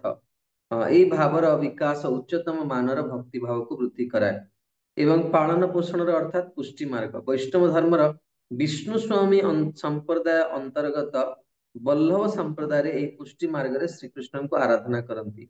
ଗୁଜରାଟର ଭକ୍ତମାନେ ସାଧାରଣତଃ ପୁଷ୍ଟି ମାର୍ଗ ତତ୍ତ୍ୱ ଅନୁସାରେ ବାଳକୃଷ୍ଣଙ୍କୁ ଗୋପାଳଙ୍କୁ ସେବା କରୁ। କିନ୍ତୁ ଆମେ ଗୌଡୀୟ ବୈଷ୍ଣବ ମାନେ କାହାକୁ ସେବା କରୁ? ଆମମାନେ ରାଧାକୃଷ୍ଣଙ୍କୁ ସେବା କରୁ ବା ଗୌର ନିତାଇଙ୍କୁ ସେବା କରୁ। କାରଣ ଆମର ଆଚାର୍ଯ୍ୟ ମାନେ ସମସ୍ତେ ମାଧୁର୍ଯ୍ୟ ଭାବରେ ଭାବିତ। ବର୍ତ୍ତମାନ 5 ମିନିଟ୍ ପାଇଁ ବ୍ରେକ୍ ନବା ଏବଂ ତାପରେ ଆମେ ଦ୍ୱିତୀୟ ଅଧ୍ୟାୟ ପ୍ରାରମ୍ଭ କରିବା। ଆଜି ଆପଣ ମାନେ ବହୁତ ଧୈର୍ଯ୍ୟର ସହିତ ବସିବାକୁ ପଡିବ। ଆଜି ଟିକେ ଅଧିକା ସମୟ ଆମେ ଚର୍ଚ୍ଚା କରିବା, ଯାହା ଫଳରେ ଆମେ ଭକ୍ତିର ସାମନ୍ତ ସିନ୍ଧୁର ବାକି ଯୋଉ ଅଧ୍ୟାୟ ଗୁଡିକୁ ଆମେ ଆସ୍ୱାଦନ କରିବା। ହରେ କୃଷ୍ଣ। 5 ମିନିଟ୍ ପାଇଁ ଆପଣ ବ୍ରେକ୍।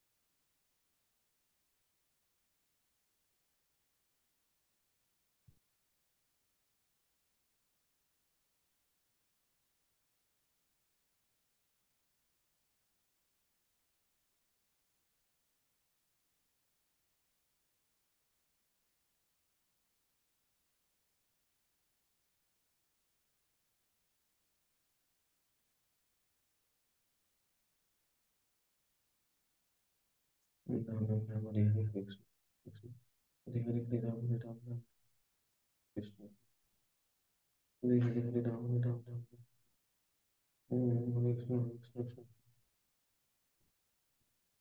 हरे कृष्ण हरे कृष्ण हरे हरे राम हरे कृष्ण हरे कृष्ण हरे कृष्ण हरे कृष्ण हरे कृष्ण हरे कृष्ण हरे कृष्ण हरे राम राम हरे कृष्ण हरे हरे राम हरे कृष्ण हरे हरे राम राम हरे हरे कृष्ण हरे हरे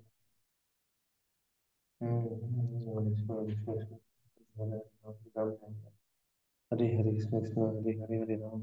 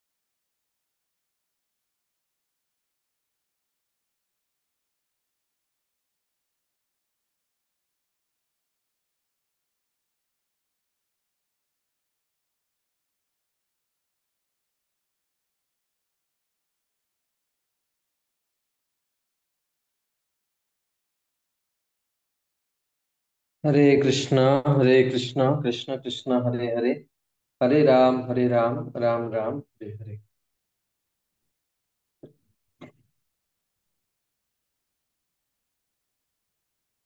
ପରବର୍ତ୍ତୀ ଅଧ୍ୟାୟ 17 ନମ୍ବର ଅଧ୍ୟାୟ, ଯେଉଁଥିରେ ଭାବ ଭକ୍ତିର କଥା ବର୍ଣ୍ଣନା କରାଯାଇଛି। ତେଣୁ ସେଥିରେ କୁହାଯାଇଛି ଯେ ଯେତେବେଳେ ବୈଧି ଭକ୍ତି ଦ୍ୱାରା ବ୍ୟକ୍ତି ପ୍ରକୃତିର ଭୌତିକ ପ୍ରଣାଳୀର ପରପାରରେ ଥିବା ଦିବ୍ୟ ସ୍ତରକୁ ବାସ୍ତବରେ ଉନ୍ନୀତ ହୁଏ, ସେତେବେଳେ ତାର ହୃଦୟ ସୂର୍ଯ୍ୟ ସମ ଆଲୋକିତ ହୁଏ। ସୂର୍ଯ୍ୟ ଗ୍ରହ ମଣ୍ଡଳର ବହୁ ଊର୍ଦ୍ଧ୍ୱରେ ଅଛନ୍ତି।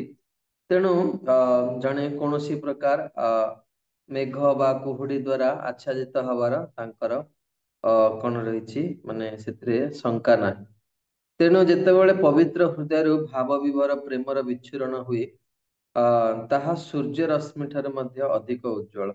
ଯେମିତି ଆପଣ ଗୋଟିଏ ଦେଖିଥିବେ, ପ୍ରାୟ ଭାରତ ବର୍ଷରେ ସେଇ ଚିତ୍ରଟି ବଡ ପ୍ରସିଦ୍ଧ। ଯେକୌଣସି ମହାତ୍ମାଙ୍କ ପଛଆଡେ ଗୋଟେ ସୂର୍ଯ୍ୟ ଭଳି ଆଭା ଚିତ୍ର ପ୍ରାୟ ଥାଏ। ସାଧାରଣତଃ ଭାବରେ ଆପଣ ଆମର ଇସ୍କନ ଗୁରୁବର୍ଗ ମାନଙ୍କୁ ଦେଖିଲେ ଜାଣିପାରିବେ, ଯେତେବେଳେ ବୈଷ୍ଣବ ବାର୍ଦ୍ଧକ୍ୟ ଅବସ୍ଥାକୁ ଯାଏ, ତା ଶରୀରରେ ଏକ ତେଜ ପ୍ରକଟ ହୁଏ, ବହୁତ ତେଜିଆନ ଦେଖାଯାଏ। ତାର ଶୁଦ୍ଧତା, ତାର ପବିତ୍ରତାରେ ତାର କଣ ହୁଏ, ଅନ୍ତଃକରଣରୁ ଏକ ଦିବ୍ୟ ଆଭା ପ୍ରକଟ ହୁଏ। ଏବଂ ସେ ତେଜ କଣ ନା, ସେତେବେଳେ ଶରୀର ଭିତରେ କାମର ଗନ୍ଧ ବି ନଥାଏ ଏବଂ ସ୍ୱତର ହୃଦୟ ଭିତରେ ସେ ବିଷୟ ବାସନାରେ ବିଚଳିତ ହୁଏନି। ଜଣେ କେତେବେଳେ ଏଇ ଯୋଉ ରାଗ ଭକ୍ତି ବା ଭାବ ଭକ୍ତି ର ସ୍ଥିତିଟା କଣ, ମୁଁ ଗୋଟିଏ ଉଦାହରଣ ଦେଇକି ଆପଣଙ୍କୁ ସ୍ପଷ୍ଟ କରିବାକୁ ଚାହୁଁଛି। ବୈରାଗ୍ୟ ତାକୁ କୁହାଯାଏ ଯେ ଆମେ ଯେମିତି ବସ୍ତ୍ର ପିନ୍ଧେଇଛେ ଆମେ ବିରକ୍ତ, ସେମିତି ନାହିଁ। ଏକାନ୍ତରେ ତୁମକୁ ଜଣେ ସୁନ୍ଦରୀ ନାରୀ କଣ କରୁଛି, ପ୍ରଣୟ ପାଇଁ ସେ ମାନେ ତୁମକୁ ନିବେଦନ କରୁଛି। ଏକାନ୍ତରେ କେହି ଜାଣିବେନି, ସେ କଥା କେହି ଜାଣିବେନି, ଜଗତରେ କେହି ଜାଣିପାରିବେ। ଯଦି ତୁମେ ଯାହା କୁହନ୍ତି ଶରୀର ନୁହେଁ ମନ ଦ୍ୱାରା ବି ବିଚଳିତ ନହେଲ, ତାହେଲେ ଜଣିବାକୁ ପଡିବ ତୁମେ ରାଗ ଭକ୍ତିର ଅଧିକାରୀ। ପୁରୁଷର ନାରୀ ପାଇଁ ବା ନାରୀର ପୁରୁଷ ପାଇଁ, କଥାଟା କେତେ ଯାହା କୁହନ୍ତି ଗମ୍ଭୀର, ଆପଣ ମାନେ ଏଇଠୁ ଚିନ୍ତା କରିପାରୁଥିବେ ଯେ ଏଇ ଯୋଉ ସ୍ଥିତିର କଥା କୁହାଯାଉଛି, ଏ କିଭଳି ବସ୍ତୁ, କିଏ ୟାର ପାତ୍ରତା, ମାନେ ଅଧିକାରୀ କୋଉମାନେ, ଏଥିରୁ ହିଁ ପ୍ରମାଣିତ ହେଇଯାଉଛି। ଆଉ ଭାବ ଭକ୍ତିର କଥା, ଭାବ ଆସିବା ମାନେ ଭାବ ସ୍ଥିତିର କେତେବେଳେ ଲୋକ କହନ୍ତି ସେ ବହୁତ ଭାବୁକ ଭକ୍ତ। ଆରେ ଭାବୁକ ମାନେ, ଭାବ ଭକ୍ତି ମାନେ ଯୋଉଠି କଣ ହବ, କାମର ଗନ୍ଧ ନଥିବ। ତେଣୁ ଶାସ୍ତ୍ରୀୟ ଦୃଷ୍ଟିକୋଣରେ ଆମେ କଣ କରିବା ନା, ସବୁବେଳେ ବିଚାର କରିବା ଦରକାର। ତେଣୁ ପୂର୍ବ ଅଧ୍ୟାୟ ମାନଙ୍କରେ ଲକ୍ଷଣ ସମ୍ବନ୍ଧରେ କୁହାଯାଇଛି ଯେ ଆମେ କେମିତି ଇନ୍ଦ୍ରିୟ ଭାବରେ, ଇନ୍ଦ୍ରିୟ ମାନଙ୍କ ଦ୍ଵାରା ଭକ୍ତି ଆଚରଣ କରୁ ଏବଂ ତାପରେ ଧୀରେ ଧୀରେ ସ୍ୱତଃପୃତ ଭାବେ ଭାବ ବିଭୋର ସ୍ତରକୁ ଜଣେ କ୍ରମ ଉନ୍ନତି କରିପାରିବ। ଦୁଇ ପ୍ରକାର ବିଧି ବିଧାନ ଅଛି, ଗୋଟିଏ ହଉଛି ବୈଧି ଭକ୍ତି, ଆଉ ଗୋଟେ ହଉଛି ରାଗାନୁଗା ଭକ୍ତି। ବୈଧି ଭକ୍ତି ଦୁଇ ବିଭାଗ ରହିଛି, ଯଥା ସାଧନ ମୂଳକ ଏବଂ ପରିଣାମ ମୂଳକ। ପରିଣାମ ମୂଳକ ଅଂଶକୁ ଭାବ ବିଭୋରିତା କୁହାଯାଏ। ତେଣୁ ତନ୍ତ୍ରରେ ଭାବ ବିଭୋରିତା ପରମ ପୁରୁଷ ଭଗବାନଙ୍କ ପ୍ରତି ଶୁଦ୍ଧ ପ୍ରେମର ପ୍ରଥମ ଲକ୍ଷଣ ଅଟେ। ସେଇ ଅବସ୍ଥାରେ ଭକ୍ତର ଶରୀରରେ କଣ ହୁଏ, କମ୍ପଜାତ ହୁଏ, ନେତ୍ରରୁ ଲୁହ ବାହାରେ। ଏଇ ଲକ୍ଷଣ ମାନେ ସର୍ବଦା ପ୍ରକାଶିତ ନ ହୋଇ ସମୟ ସମୟରେ ଦେଖାଯାଏ। ଦୁର୍ବାସାଙ୍କ ଯୋଗୁଁ ଅମ୍ବରୀଶ ଯେତେବେଳେ ବିପଦଗ୍ରସ୍ତ ହେଇଥିଲେ, ସେ ଭଗବାନଙ୍କର ପାଦ ପଦ୍ମ ଧ୍ୟାନ କରିବାକୁ ଲାଗିଲେ। ତା ଫଳରେ ତାଙ୍କର ଶରୀରରେ କେତେକ ପରିବର୍ତ୍ତନ ଦେଖାଗଲା, ତାଙ୍କ ଚକ୍ଷୁରୁ ଲୁତକ ବର୍ଷା ହେବାକୁ ଲାଗିଲା। ଏସବୁ ଲକ୍ଷଣ ଭାବ ବିଭୋର ଅବସ୍ଥାର ଲକ୍ଷଣ। ଶରୀରରେ କମ୍ପଜାତ ହେବା, ନେତ୍ରରେ ଅଶ୍ରୁ ଦେଖାଯାଏ।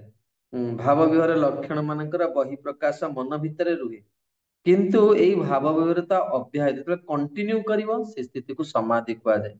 ଭାବ ଆସ୍ୱାଦନର ଏଇ ଅବସ୍ଥା ଶ୍ରୀକୃଷ୍ଣଙ୍କ ସହିତ ଭବିଷ୍ୟତ ପ୍ରେମ ଆଦାନ ପ୍ରଦାନ କାରଣ। ଯେତେବେଳେ ଜଣେ ଭାବ ସ୍ଥିତିକୁ ପଳେଇଯାଏ, ଭବିଷ୍ୟତରେ ଭଗବାନଙ୍କ ସହିତ କଣ ହବ ନା, ଡାଇରେକ୍ଟ ଭାବର ଆଦାନ ପ୍ରଦାନ ହବାର ସୁଯୋଗ ପ୍ରଦାନ କରିବ। ଦୁଇଟି ମାର୍ଗରେ ଭାବ ବିଭୋର ସ୍ତରକୁ ଉନ୍ନୀତ ହେବା ସମ୍ଭବ। ଗୋଟିଏ ମାର୍ଗ ହେଲା ଶୁଦ୍ଧ ଭକ୍ତଙ୍କର ସତତ ସଙ୍ଗ ଲାଭ, ଅନ୍ୟ ମାର୍ଗ ହେଲା ଶ୍ରୀକୃଷ୍ଣଙ୍କର ବା କୃଷ୍ଣ ଭକ୍ତଙ୍କର ସ୍ୱତନ୍ତ୍ର କୃପା ଲାଭ। ଯେମିତି ଆମମାନେ ଦେଖିବା ଯେ ଶୁଦ୍ଧ ଭକ୍ତଙ୍କର କେତେ ଶକ୍ତି। ସେତେବେଳେ ଅଭୟ ପ୍ରଥମ ଥର ପାଇଁ ଶ୍ରୀଲ ଭକ୍ତି ସିଦ୍ଧାନ୍ତ ସରସ୍ୱତୀ ଠାକୁର ପ୍ରଭୁପାଦଙ୍କୁ ମିଶିବା ପାଇଁ କାଲକାଟାରେ ଉଲ୍ଟା ଡଙ୍ଗାରେ ଗୌଡୀୟ ମଠକୁ ଯାଇଥିଲେ। ପ୍ରଥମ ଦେଖାରେ ହିଁ ସରସ୍ୱତୀ ଠାକୁରଙ୍କ ପରେ ସେ ଯେତେବେଳେ ସେ ସିଡିରେ ଓହ୍ଲଉଛନ୍ତି, ତାଙ୍କର ବନ୍ଧୁ ନରେନକୁ ମାନେ ଅଭୟ କହିଲେ, ମୁଁ ଏଇ ସାଧୁଙ୍କ ଚରଣରେ ବିକ୍ରି ହେଇଗଲି। ଶୁଦ୍ଧ ଭକ୍ତଙ୍କୁ ଦେଖିବା ମାନେ ଆମେ ଗୁରୁପାଦ ଆଶ୍ରୟ କରିଛେ ମାନେ ଆମ ମନରେ ଏତିକି ବିଶ୍ୱାସ ରହିବା ଦରକାର, ଏଇଟା ମୋର ଶେଷ ଜନ୍ମ, ମୁଁ ନିଶ୍ଚିତ ଭଗବାନଙ୍କୁ ପାଇବି। ଆପଣ ମାନଙ୍କ ଭିତରେ କେତେ ଜଣଙ୍କର ଦୃଢ ବିଶ୍ୱାସ ଅଛି ଏଇ ଜନ୍ମରେ ଆମେ କୃଷ୍ଣଙ୍କୁ ପାଇବୁ? ହାତ ଉଠେଇଲୁ। କାରଣ ଆମେ ଜଣେ ଶୁଦ୍ଧ ଭକ୍ତଙ୍କୁ ଆଶ୍ରୟ କରିଛେ, ଏଇ ଜନ୍ମରେ ନିଶ୍ଚିତ କୃଷ୍ଣଙ୍କୁ ଆମେ ପାଇବୁ। କେତେ ଜଣଙ୍କର ମନରେ ବିଶ୍ୱାସ ଅଛି? ହ୍ୟାଣ୍ଡ ରେଜ୍ କଲେ। କାହାର ବିଶ୍ୱାସ ନାହିଁ ଏଇ ଜନ୍ମରେ ଭଗବାନଙ୍କୁ ପାଇବେ? ଆଚ୍ଛା, ନାଇଁ ଭୟଭୀତ ହେଇକି ହାତ ଉଠାନ୍ତୁନି। ସ୍ୱତଃକୃତ ଭାବରେ ମନରେ ଯଦି ଭାବନା ଆସୁଛି ତାହେଲେ ହାତ ଉଠାନ୍ତୁ। କାରଣ ଭଗବାନ କଣ, ଏଇଟା ଗୋଟେ ସାଧାରଣ କ୍ଲାସ ବୋଲି ଭାବିବେନି। ଇଏ ବହୁତ ବିଶେଷ ଯାହା କୁହନ୍ତି ଇଏ। ତେବେ ଏଠି କହୁଛନ୍ତି ଗୋଟିଏ ମାର୍ଗ ହେଲା ଶୁଦ୍ଧ ଭକ୍ତଙ୍କର ସଙ୍ଗ ଲାଭ, ଅନ୍ୟ ମାର୍ଗଟି ହେଲା କୃଷ୍ଣଙ୍କର ସ୍ୱତନ୍ତ୍ର କୃପା ଲାଭ। ଜୀବନରେ ଭାବର ସ୍ଥିରକୁ ଉନ୍ନୀତ ହେବା ଶୁଦ୍ଧ ଭକ୍ତଙ୍କ ସଙ୍ଗ ଲାଭ ଦ୍ଵାରା ହୋଇଥାଏ। ଶ୍ରୀକୃଷ୍ଣଙ୍କର ସ୍ୱତନ୍ତ୍ର କୃପା ସ୍ତରରେ ସେ ସ୍ତରକୁ ଉନ୍ନୀତ ହେବା ବିରଳ ଅଟେ, କାରଣ ଭଗବାନ ହିଁ ନିଜେ ଏଇଟା ନିୟମ କରିଛନ୍ତି, ଅହଂ ଭକ୍ତ ପରାଧୀନ। ତେଣୁ ଭକ୍ତ ମାନଙ୍କ ସଙ୍ଗ ଫଳରେ ଆମେ ଭାବ ସ୍ଥିତିକୁ ଜଣେ ଯାଇପାରିବା। ସେଥିଲାଗି ବେଳେ ବେଳେ ଶୁଦ୍ଧ ଭକ୍ତ ମାନଙ୍କର ରୂପକୁ ଦେଖିବା ଦରକାର। ଆମର ଯୋଉ ନିତ୍ୟ ନିୟମ ରହିଛି, ଆମେ ଭଗବାନଙ୍କୁ ପୂଜା କରୁଛେ, ତ ଭଗବାନଙ୍କୁ ଦେଖିବା ପୂର୍ବରୁ ଆମେ ପ୍ରଭୁପାଦଙ୍କର ବା ନିଜର ଆଧ୍ୟାତ୍ମିକ ଗୁରୁଙ୍କର ସ୍ୱରୂପକୁ ଦେଖିବା ଦରକାର। ଯୋଉମାନେ ଏଇ ଜଗତରେ ରହିକି ଏତେ ଭକ୍ତିରେ ଉନ୍ନତି କରିଛନ୍ତି, ଏତେ ଉଚ୍ଚ ସ୍ଥିତିକୁ ଯାଇଛି, ମାନେ ଏଇ ନେତ୍ରରେ ଭଗବାନଙ୍କୁ ଦେଖିଛନ୍ତି। ତେଣୁ ସେମାନଙ୍କୁ ଦେଖିବା ଦ୍ଵାରା କଣ ହୁଏ, ଆମର ଇନ୍ଦ୍ରିୟ ଗୁଡିକ ଚିନ୍ମୟତ୍ଵ ପ୍ରାପ୍ତ ହୁଏ ଏବଂ ଆମେ ଭଗବାନଙ୍କୁ ଦେଖିବାର ସାମର୍ଥ୍ୟ ଲାଭ କରିପାରୁ। ତେଣୁ ଭଗବାନଙ୍କର ସ୍ୱତନ୍ତ୍ର କୃପାକୁ ଅପେକ୍ଷା କରି ଅଳସୁଆ ହୋଇ ବସି ରହିବା ଉଚିତ ନୁହେଁ। ନିୟମିତ ଭାବରେ କର୍ତ୍ତବ୍ୟ ପାଳନ କରୁଥିବା ଉଚିତ। ଯେପରି ଜଣେ ବ୍ୟକ୍ତି ସ୍କୁଲ କଲେଜରେ ପାଠ ନ ପଢି ମଧ୍ୟ ପଣ୍ଡିତ ରୂପେ ସ୍ୱୀକୃତି ଲାଭ କରି ବିଶ୍ୱବିଦ୍ୟାଳୟ ମାନଙ୍କର ସମ୍ମାନ ସୂଚକ ଉପାଧି ଲାଭ କରେ। ଏହାର ଅର୍ଥ ନୁହେଁ ଯେ ସେ ବିଦ୍ୟାଳୟକୁ ଆଦୌ ଯିବ ନାହିଁ ଏବଂ କୌଣସି ବିଶ୍ୱବିଦ୍ୟାଳୟରେ ଏକ ସମ୍ମାନ ସୂଚକ ଉପାଧି ଆଶା କରି ବସି ରହିବ। ସେହିପରି ଭାବରେ ବୈଧି ଭକ୍ତି ଅତ୍ୟନ୍ତ ନିଷ୍ଠାପର ଭାବରେ ପାଳନ କରିବା ଉଚିତ। ତତ୍ସଙ୍ଗେ ସଙ୍ଗେ ଭଗବାନଙ୍କର କୃପା ଲାଭ କରିବାର ଆଶା କରିବ। ଭାଗବତରେ ବ୍ୟାସଙ୍କର ବର୍ଣ୍ଣିତ ହୋଇଥିବା ଜୀବନ ଉପାଖ୍ୟାନ ବିଧିବିଧାନ ପୂର୍ବକ ଭକ୍ତି ଆଚରଣ କରିବା ଭାବ ବିଭୋର ପ୍ରେମ ସ୍ଥିତିକୁ ଉନ୍ନତି ହେବାର ଏକ ଦୃଷ୍ଟାନ୍ତ ଦିଆଯାଇଛି।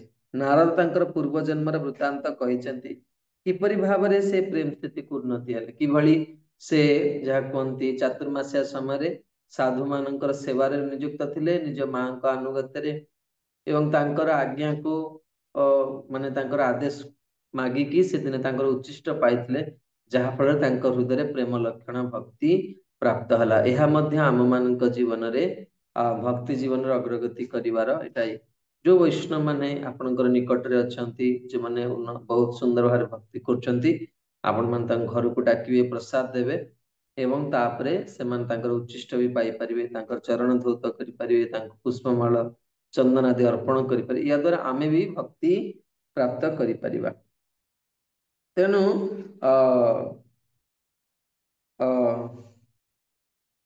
ଏଠି ବର୍ଣ୍ଣନା କରାଯାଇଛି, ଭଗବାନ କପିଳ ଦେବ ମଧ୍ୟ କହୁଛନ୍ତି ଯେ ବାସ୍ତବରେ ଯୋଉମାନେ ଶୁଦ୍ଧ ଭକ୍ତଙ୍କର ସଙ୍ଗ ଲାଭ କରନ୍ତି, ସେମାନେ ମୋର ସେବାର ଦିବ୍ୟ ଶକ୍ତି ଅନୁଭବ କରନ୍ତି। କପିଳ ଦେବ ଭଗବାନ କହୁଛନ୍ତି, ଶୁଦ୍ଧ ଭକ୍ତ ମାନଙ୍କର ସଙ୍ଗ ପ୍ରସଙ୍ଗ ଅଜର ପାଶ, ଏଇ ଯୋଉ ଭୟଙ୍କର ସଂସାରର ଆସକ୍ତି ସେତେବେଳେ କଟିଯିବ ଯେତେବେଳେ ଜଣେ କଣ କରିବ ନା ଶୁଦ୍ଧ ଭକ୍ତ ମାନଙ୍କର ସେବା କରିବ, ତାଙ୍କ ଠାରୁ ଶ୍ରବଣ କରିବ ଏବଂ ଗୋପନୀୟ ରହସ୍ୟକୁ ସେ ପ୍ରଶ୍ନ କରିବ। କିନ୍ତୁ ଯୋଉମାନେ ବାସ୍ତବରେ ପେସାଦାର ବକ୍ତା, ସେମାନଙ୍କ ନିକଟରୁ ଜଣେ ଏଇଭଳି ସ୍ଥିତିକୁ ପ୍ରାପ୍ତ କରିପାରିବ ନାହିଁ। ପଦ୍ମ ପୁରାଣରେ କନିଷ୍ଠ ଭକ୍ତ ସମ୍ବନ୍ଧରେ ଏକ ଗଳ୍ପ ରହିଛି, ଯେ କିଭଳି ସେ ସାରା ରାତି ଭଗବାନଙ୍କ ପାଇଁ କଣ କରିଛନ୍ତି ନା ନୃତ୍ୟ କରିଛନ୍ତି। ତେଣୁ ବାସ୍ତବରେ ଅ ଏଇ ଯୋଉ ଭାବ ଭକ୍ତିର କଥା କୁହାଯାଉଛି ଅ ଏହା 3ଟି ସ୍ତରରେ ଏହାକୁ ବିଭକ୍ତ କରାଯାଏ। ଆପଣ ମାନେ ଏହାକୁ ଲେଖିପାରିବେ, ଭାବ ଭକ୍ତି 3ଟି ସ୍ତରରେ ଏହା କଣ ହୁଏ ବିଭକ୍ତ କରାଯାଇପାରେ। ପ୍ରଥମେ କେବଳ ଏହା ବିଷୟରେ କହିବା ଦ୍ଵାରା, ଦର୍ଶନ କରିବା ଦ୍ଵାରା ଆଉ ଶୁଭେଚ୍ଛା ଦ୍ଵାରା। 3ଟି କଥାକୁ ଆଉ ଥରେ କହୁଛି, କେବଳ କହିବା ଦ୍ଵାରା, ଦର୍ଶନ କରିବା ଦ୍ଵାରା ଏବଂ ଶୁଭେଚ୍ଛା ଦ୍ଵାରା। ବର୍ତ୍ତମାନ ଏଇ 3ଟି ଜିନିଷକୁ ଆମେ ମାନେ ଚର୍ଚ୍ଚା କରିବା। ତେଣୁ ଅ କହିବା ଦ୍ଵାରା କଣ ନା ଭଗବାନ କୃଷ୍ଣ ନାରଦ ମୁନିଙ୍କୁ କହିଲେ ଯେ ବର୍ତ୍ତମାନ ମୁଁ ତୁମକୁ ବର ପ୍ରଦାନ କରୁଛି, ତୁମ ହୃଦୟରେ ମୋ ପ୍ରତି ଭକ୍ତି ଜାଗ୍ରତ ହେଉ ଏବଂ ଦିବ୍ୟ ଆନନ୍ଦପୂର୍ଣ୍ଣ ଏବଂ ଶୁଭକାରକ ଅଟେ। ତେଣୁ ଭଗବାନ କହିବା ଦ୍ଵାରା ନାରଦ ମୁନିଙ୍କର ହୃଦୟରେ ଦିବ୍ୟ ଭକ୍ତି ଜାତ ହେଲା। ଯଦି ଆପଣଙ୍କୁ ଗୁରୁ ବୈଷ୍ଣବ ମାନେ ଯଦି ଏଇଭଳି ଆଶୀର୍ବାଦ ଦିଅନ୍ତି, ତାହେଲେ ଆପଣ ଭାବ ସ୍ଥିତିକୁ ତତ୍କ୍ଷଣାତ୍ ଉନ୍ନୀତ ହେବେ। ତେଣୁ ଏଇ ଯୋଉ ସେବା ଆମେ କରୁଛେ ପ୍ରଭୁପାଦଙ୍କର ଆଦେଶ ମାନି ବା ଗୁରୁଙ୍କର ଆଦେଶ ମାନି, ଏହା ଆମକୁ କଣ କରିବ ନା ଭାବ ସ୍ଥିତିକୁ ନେଇଯିବ। ଯଦି ଆମେ ଶ୍ରଦ୍ଧାର ସହିତ କଣ କରିବା ଆମେ ବଜାୟ ରଖିବା। ଦର୍ଶନ କରିବା ଦ୍ଵାରା ଭଗବାନଙ୍କର ପ୍ରତି କେମିତି ପ୍ରେମ ଜାତ ହୁଏ, ସ୍କନ୍ଦ ପୁରାଣରେ ଏକ ଉକ୍ତି ରହିଛି। ଯେତେବେଳେ ଜାଙ୍ଗଳ ପ୍ରଦେଶ ନାମକ ଏକ ଅଧିବାସୀ ଗଣ, ଏକ ବଣରେ ରହୁଥିବା ଏକ ଜାତି ବିଶେଷ, ସେମାନେ ଭଗବାନଙ୍କୁ ଦର୍ଶନ କଲେ, ସେମାନେ ଭଗବାନଙ୍କ ଠାରୁ ଆଉ କଣ କଲେ ନେତ୍ର ଫେରେଇ ପାରିଲେ ନାହିଁ। ମୁଁ ଆପଣଙ୍କୁ ଗୋଟେ ଚରିତ୍ର କହିଥିଲି କିଛି ଦିନ ପୂର୍ବରୁ, କିଭଳି ଭାବରେ ବିଦେଶରେ ରହିଥିବା ଏକ ବ୍ୟକ୍ତି ଭଗବାନଙ୍କର ବୃନ୍ଦାବନରେ ରାଧା ବଲ୍ଲଭଙ୍କୁ ଦର୍ଶନ କରି ସେ ଭଗବାନ ସାକ୍ଷାତ ରୂପେ ଭଗବତ ପ୍ରାପ୍ତି ହେଇଗଲା। ଏତେ ଭଗବାନଙ୍କର ବିଗ୍ରହର ଆକର୍ଷଣ ରହିଛି। ତେଣୁ ଆଉ ଶୁଭେଚ୍ଛା କଣ, ସୁକ ସଂହିତାରେ ରହିଛି ଯେ ନାରଦ ବ୍ୟାସଦେବଙ୍କୁ କହିଛନ୍ତି ଯେ ଆପଣଙ୍କର ଗୋଟିଏ ପୁତ୍ର ରହିଛି ଯିଏ ପରମ ପୁରୁଷ ଭଗବାନଙ୍କର ସର୍ବଶ୍ରେଷ୍ଠ ଭକ୍ତ ଅଟେ। ମୁଁ ଏତିକି କହିପାରେ ଯେ ବହୁ ଜନ୍ମାନ୍ତରରେ ଭକ୍ତି ଆଚରଣ କରିବା ଦ୍ଵାରା ଯେଉଁ ସିଦ୍ଧି ଲାଭ ହୁଏ, ସେ ଭକ୍ତିର କୌଣସି ବିଧିବିଧାନ ଅନୁସରଣ ନ କରି ସେପରି ସିଦ୍ଧିର ବହୁ ଲକ୍ଷଣରେ ସେ ସମୃଦ୍ଧ ହୋଇଗଲା। ହଁ, ଭଗବାନଙ୍କର ଉନ୍ନତ ଭକ୍ତ ମାନେ ଅନ୍ୟର ଉତ୍କର୍ଷ ଦେଖିକି ପ୍ରସନ୍ନ ହୁଅନ୍ତି। ତେଣୁ ନାରଦ ମୁନି ସୁଖଦେବ ଗୋସ୍ୱାମୀଙ୍କର ସ୍ଥିତିକୁ ବିଷୟରେ ଏଭଳି ବର୍ଣ୍ଣନା କରିଛନ୍ତି। ଠିକ ସେଇଭଳି ଭାବରେ ଭାଗବତରେ ସପ୍ତମ ସ୍କନ୍ଧରେ ଅଛି, ନାରଦ ମୁନି ଯୁଧିଷ୍ଠିର ମହାରାଜଙ୍କୁ କହିଛନ୍ତି ଯେ ପ୍ରହ୍ଲାଦଙ୍କର ଚରିତ୍ର, ନିଜ ଶିଷ୍ୟ ପ୍ରହ୍ଲାଦଙ୍କର ଚରିତ୍ର ବର୍ଣ୍ଣନା କରିବା ବଡ କଷ୍ଟକର। ଯେ ଭଗବାନ କୃଷ୍ଣଙ୍କ ପ୍ରତି ତାଙ୍କର କିଭଳି ନୈସର୍ଗିକ କଣ ଅଛି ନା ପ୍ରୀତି ରହିଯାଇଛି। ତେଣୁ ଯଦି ମୁଁ ତାଙ୍କ ବିଷୟରେ କିଛି କହିବି କଣ ହବ ନା ଏକ ଶବ୍ଦ ସଜ୍ଜା ହବ, ସୁନ୍ଦର ଶବ୍ଦ, କିନ୍ତୁ ବାସ୍ତବରେ ପ୍ରହ୍ଲାଦଙ୍କ ଚରିତ୍ର ବର୍ଣ୍ଣନା କରିବା ଅସମ୍ଭବ। ତେଣୁ ପ୍ରହ୍ଲାଦଙ୍କର ପକ୍ଷରେ ଶ୍ରୀକୃଷ୍ଣଙ୍କ ପ୍ରତି ଯୋଉ ସ୍ୱାଭାବିକ ଆକର୍ଷଣ, ତାହା କେବଳ ନାରଦ ମୁନିଙ୍କ କୃପା ବଳରେ ଜାତ ହୋଇଥିଲା। ତେଣୁ ପ୍ରହ୍ଲାଦ ମହାରାଜ ଯେତେବେଳେ ମାତୃ ଗର୍ଭରେ ଥିଲେ, ନାରଦ ମୁନି ତାଙ୍କ ଉଦ୍ଦେଶ୍ୟରେ ଏଇ ଶିକ୍ଷାକୁ ପ୍ରଦାନ କରିଥିଲେ। ତେଣୁ ନାରଦ ମୁନି ସଂକଳ୍ପ କରିଥିଲେ ନିଜେ ଯେ ପ୍ରହ୍ଲାଦ ହିଁ କଣ କରୁ ନା ଏଇ ଜ୍ଞାନକୁ ସେ ପ୍ରାପ୍ତ କରୁ। ତେଣୁ ଜଣେ ପ୍ରାମାଣିକ ମୁଖ୍ୟ ସାର କଥା ହେଲା ଯେ ସ୍କନ୍ଦ ପୁରାଣରେ ମଧ୍ୟ ଏକ ଉକ୍ତି ରହିଛି, ଯେଉଁଠାରେ ପର୍ବତ ମୁନି ନାରଦଙ୍କୁ କହିଛନ୍ତି, ହେ ପ୍ରିୟ ନାରଦ, ସମସ୍ତ ସାଧୁ ସନ୍ତ ପୁରୁଷଙ୍କ ମଧ୍ୟରେ ଆପଣ ଏପରି ମହାନ ଓ ମହିମାମୟ ଯେ ଆପଣଙ୍କ ଶୁଭେଚ୍ଛା ବଳରେ ଏକ ନୀଚ କୂଳରେ ଜନ୍ମ ଲାଭ କରିଥିବା ବ୍ୟାଧ ମଧ୍ୟ ଭଗବାନ କୃଷ୍ଣଙ୍କର ଜଣେ ମହାନ ଭକ୍ତ ହେଇପାରେ। ତେଣୁ ଆମେ ମାନେ ଏଇ ଯୋଉ କୃପା, ଇସ୍କନରେ ଆମେ ସମସ୍ତେ ଶ୍ରୀଲ ପ୍ରଭୁପାଦଙ୍କର କୃପାକୁ ପାଥେୟ କରି ଭଗବାନଙ୍କୁ କୃଷ୍ଣ ପ୍ରାପ୍ତିର ଏକ ଅଭିଳାଷ ମନରେ ଉଙ୍କି ମାରୁଛେ। ଏଇ ଯୋଉ କୃପାଟା ପାଇବା ପାଇଁ ଆମେ କଣ କରୁଛେ, ସେବାରେ ନିୟୋଜିତ ହେଇଛେ। ତେଣୁ ଏଇ ପ୍ରେମକୁ, ଯୋଉ ଭାବର ସ୍ଥିତିକୁ 5 ଭାଗରେ ବିଭକ୍ତ କରାଯାଏ। ତେଣୁ ଆସନ୍ତୁ ଆମମାନେ ପରବର୍ତ୍ତୀ ଅଧ୍ୟାୟକୁ ଯିବା, ଯାହାକି ଏକ ଭାବ ବିଭୋର, ଏକ ପ୍ରେମୀ ସ୍ଥିତିର, ପ୍ରେମ ସ୍ଥିତିର ଲକ୍ଷଣ ବିଷୟରେ ଏଇ ଅଧ୍ୟାୟରେ ବର୍ଣ୍ଣନା କରାଯାଇଛି। ବଡ ଗୁରୁତ୍ୱପୂର୍ଣ୍ଣ। ଯଦି ଆପଣ ମାନଙ୍କୁ ନିଦ ଲାଗୁଛି ଆପଣ ଛିଡା ହେଇଯାଆନ୍ତୁ ଏବଂ ବହୁତ ସତର୍କତାର ସହିତ ଆପଣ ମାନେ କଣ କରନ୍ତୁ, ଏଇ କଥାକୁ ଶ୍ରବଣ କରନ୍ତୁ। ତେଣୁ ଭାବ ଭୟର ସ୍ଥିତିର ଅ 9ଟି ଲକ୍ଷଣ ରୂପ ଗୋସ୍ୱାମୀ ପ୍ରଭୁପାଦ ଏଠି ବର୍ଣ୍ଣନା କରୁଛନ୍ତି ଯେ ପ୍ରଥମେ ସେ ତାର ସମୟକୁ ସଦ୍ବ୍ୟବହାର କରେ, ସେ ଆଳସ୍ୟ ପରାୟଣ ହୁଏ ନାହିଁ ଏବଂ 24 ଘଣ୍ଟା ଭଗବାନଙ୍କର ସେବା କରିବାକୁ ସେ ଅଭିଳାଷ କରେ। ଆପଣ ୟାକୁ ପୁରା ରେଟ୍ ମାନେ ଲାଇନ ବାଇ ଲାଇନ ୟାକୁ ନୋଟ କରିବା ଦରକାର। ଆକୁ ନିଜ ରୁମ ରେ ଯୋଉଠି ଆପଣ ଦେଖିପାରିବେ ଏଇଠି ଲଗେଇବା ଦରକାର। ଆଉ ଏଇଟା ହଉଛି ଆମର ଜୀବନର କଣ ନା ଲକ୍ଷ୍ୟ। ଏଇ ସ୍ଥିତିକୁ ଦିନେ ଆମେ କେବେ ଯିବା। ଯଦି ଏଇଟାକୁ ଆମେ ଲେଖି ରଖିବା, ବାରମ୍ବାର ପଢିବା, ତାହେଲେ ଭଗବାନଙ୍କ ଆଗରେ ଯେତେବେଳେ ଛିଡା ହବା ଆମେ ପ୍ରାର୍ଥନା କରିବା। ସେ ସର୍ବଦା ଗମ୍ଭୀର ଓ ଅଧ୍ୟାବସାୟୀ ଅଟେ। ସେ ସମସ୍ତ ଭୌତିକ ଆକର୍ଷଣ ପ୍ରତି ସର୍ବଦା ଅନାସକ୍ତ ଥାଏ ଏବଂ ନିଜ କାର୍ଯ୍ୟର ପ୍ରତିଦାନରେ କେବେ ହେଲେ ସେ ସମ୍ମାନ ପ୍ରତି ଲାଳାୟିତ ହୁଏ ନାହିଁ। 5ରେ ସେ ସତତ ନିଶ୍ଚିତ ଯେ ଭଗବାନ ତାକୁ ନିଶ୍ଚିତ କୃପା କରିବେ। ବିଶ୍ୱସ୍ତ ଭାବେ ଭଗବାନଙ୍କର ସେବା କରିବାକୁ ସେ ସଦା ଉତ୍ସୁକ। ଭଗବାନଙ୍କର ନାମ ସଂକୀର୍ତ୍ତନରେ ତାର ପ୍ରବଳ ଆସକ୍ତି। ଭଗବାନଙ୍କର ଦିବ୍ୟ ଗୁଣ ବର୍ଣ୍ଣନା କରିବାରେ ସେ ସର୍ବଦା ଆଗ୍ରହୀ। ଆଉ ମଥୁରା, ବୃନ୍ଦାବନ ବା ଦ୍ୱାରିକା ଭଳି ଭଗବାନଙ୍କ ଲୀଳା କ୍ଷେତ୍ରରେ ବାସ କରିବାରେ ତାର ଅତ୍ୟନ୍ତ ଆନନ୍ଦ। ତେଣୁ ଆସନ୍ତୁ ଏଇ 9ଟି ଏକ ଲକ୍ଷଣକୁ ଆମେ ଚର୍ଚ୍ଚା କରିବା। ସମୟର ସଦ୍ବ୍ୟବହାର। ତେଣୁ ୟା ବିଷୟରେ ବାସ୍ତବରେ ମତେ ବହୁତ ମାନେ କଷ୍ଟ ଲାଗେ କହିବା ପାଇଁ, କାରଣ ଆମେ ଯେତେବେଳେ ଶିକ୍ଷା ପ୍ରଦାନ କରୁ ଆମେ ଥିଓରିଟିକାଲି କଥା କହୁନି, ଆମେ ନିଜ ଜୀବନରେ ଆଚରଣ କରି ତାକୁ କଥା କହିବା। ଜଣେ ବହୁତ ପ୍ରୟାସ କରିବା ଦରକାର। ମୁଁ ତ ଭଗବାନଙ୍କୁ ପ୍ରାର୍ଥନା କରୁଛି କ୍ଲାସ ମାଧ୍ୟମରେ ଯେ ଆମେ କେମିତି ସମୟର ସଦ୍ବ୍ୟବହାର କରିବା। ଗୋଟିଏ ମୁହୂର୍ତ୍ତ ସମୟ କୋଟି କୋଟି ଟଙ୍କା ଦେଇକି ଆଉ ଫେରି ଆଣି ହବନି, କିନ୍ତୁ ତଥାପି ଆମେ ଇତର କାର୍ଯ୍ୟରେ କଣ କରୁଛେ, ଶୋଇକି ମୋବାଇଲ ଦେଖିକି ଅନ୍ୟ ବିଷୟରେ ଚର୍ଚ୍ଚା କରିକି ଅତିବାହିତ କରିଦଉଛେ। କିନ୍ତୁ ଯୋଉମାନେ ଶୁଦ୍ଧ ଭକ୍ତ ସେମାନେ ସର୍ବଦା କଣ କରନ୍ତି, ଭଗବାନଙ୍କୁ ବିବିଧ ସେବାରେ ନିଜକୁ ନିୟୋଜିତ କରନ୍ତି। ଦ୍ୱିତୀୟରେ ହଉଛି ଅଧ୍ୟାବସାୟ। ବ୍ୟକ୍ତି ଅବିଚଳିତ ଭାବରେ ସେ କଣ କରେ, କଣ କରିବା ଦରକାର ନା ଭଗବାନଙ୍କ ପ୍ରାପ୍ତିର ପ୍ରୟାସ କରିବା ଦରକାର।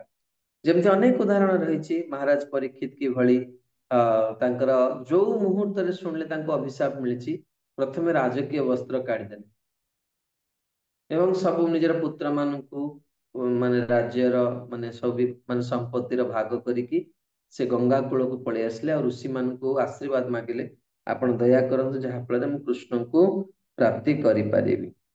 ତୃତୀୟରେ ହଉଛି ଅନାସକ୍ତ ଭାବ। ସବୁବେଳେ ଆମର ଇନ୍ଦ୍ରିୟ ଗୁଡିକ କଣ କରିବେ ନା ଭୋଗ ପ୍ରାପ୍ତି କରିବାର କଣ କରିବେ ଭାବନା ଆମକୁ ଦେବେ। କିନ୍ତୁ ଶୁଦ୍ଧ ଭକ୍ତ ମାନେ ଏଇ ଇନ୍ଦ୍ରିୟର କାମନା ପ୍ରତି ଆକୃଷ୍ଟ ହୁଅନ୍ତି ନାହିଁ। ଏଇ ଅବସ୍ଥାକୁ ବୈରାଗ୍ୟ କୁହାଯାଏ। ସ୍ୱାଭାବିକ ଭାବରେ ମନକୁ କଣ କରିବା, ଫେରେଇ ଆଣିବା।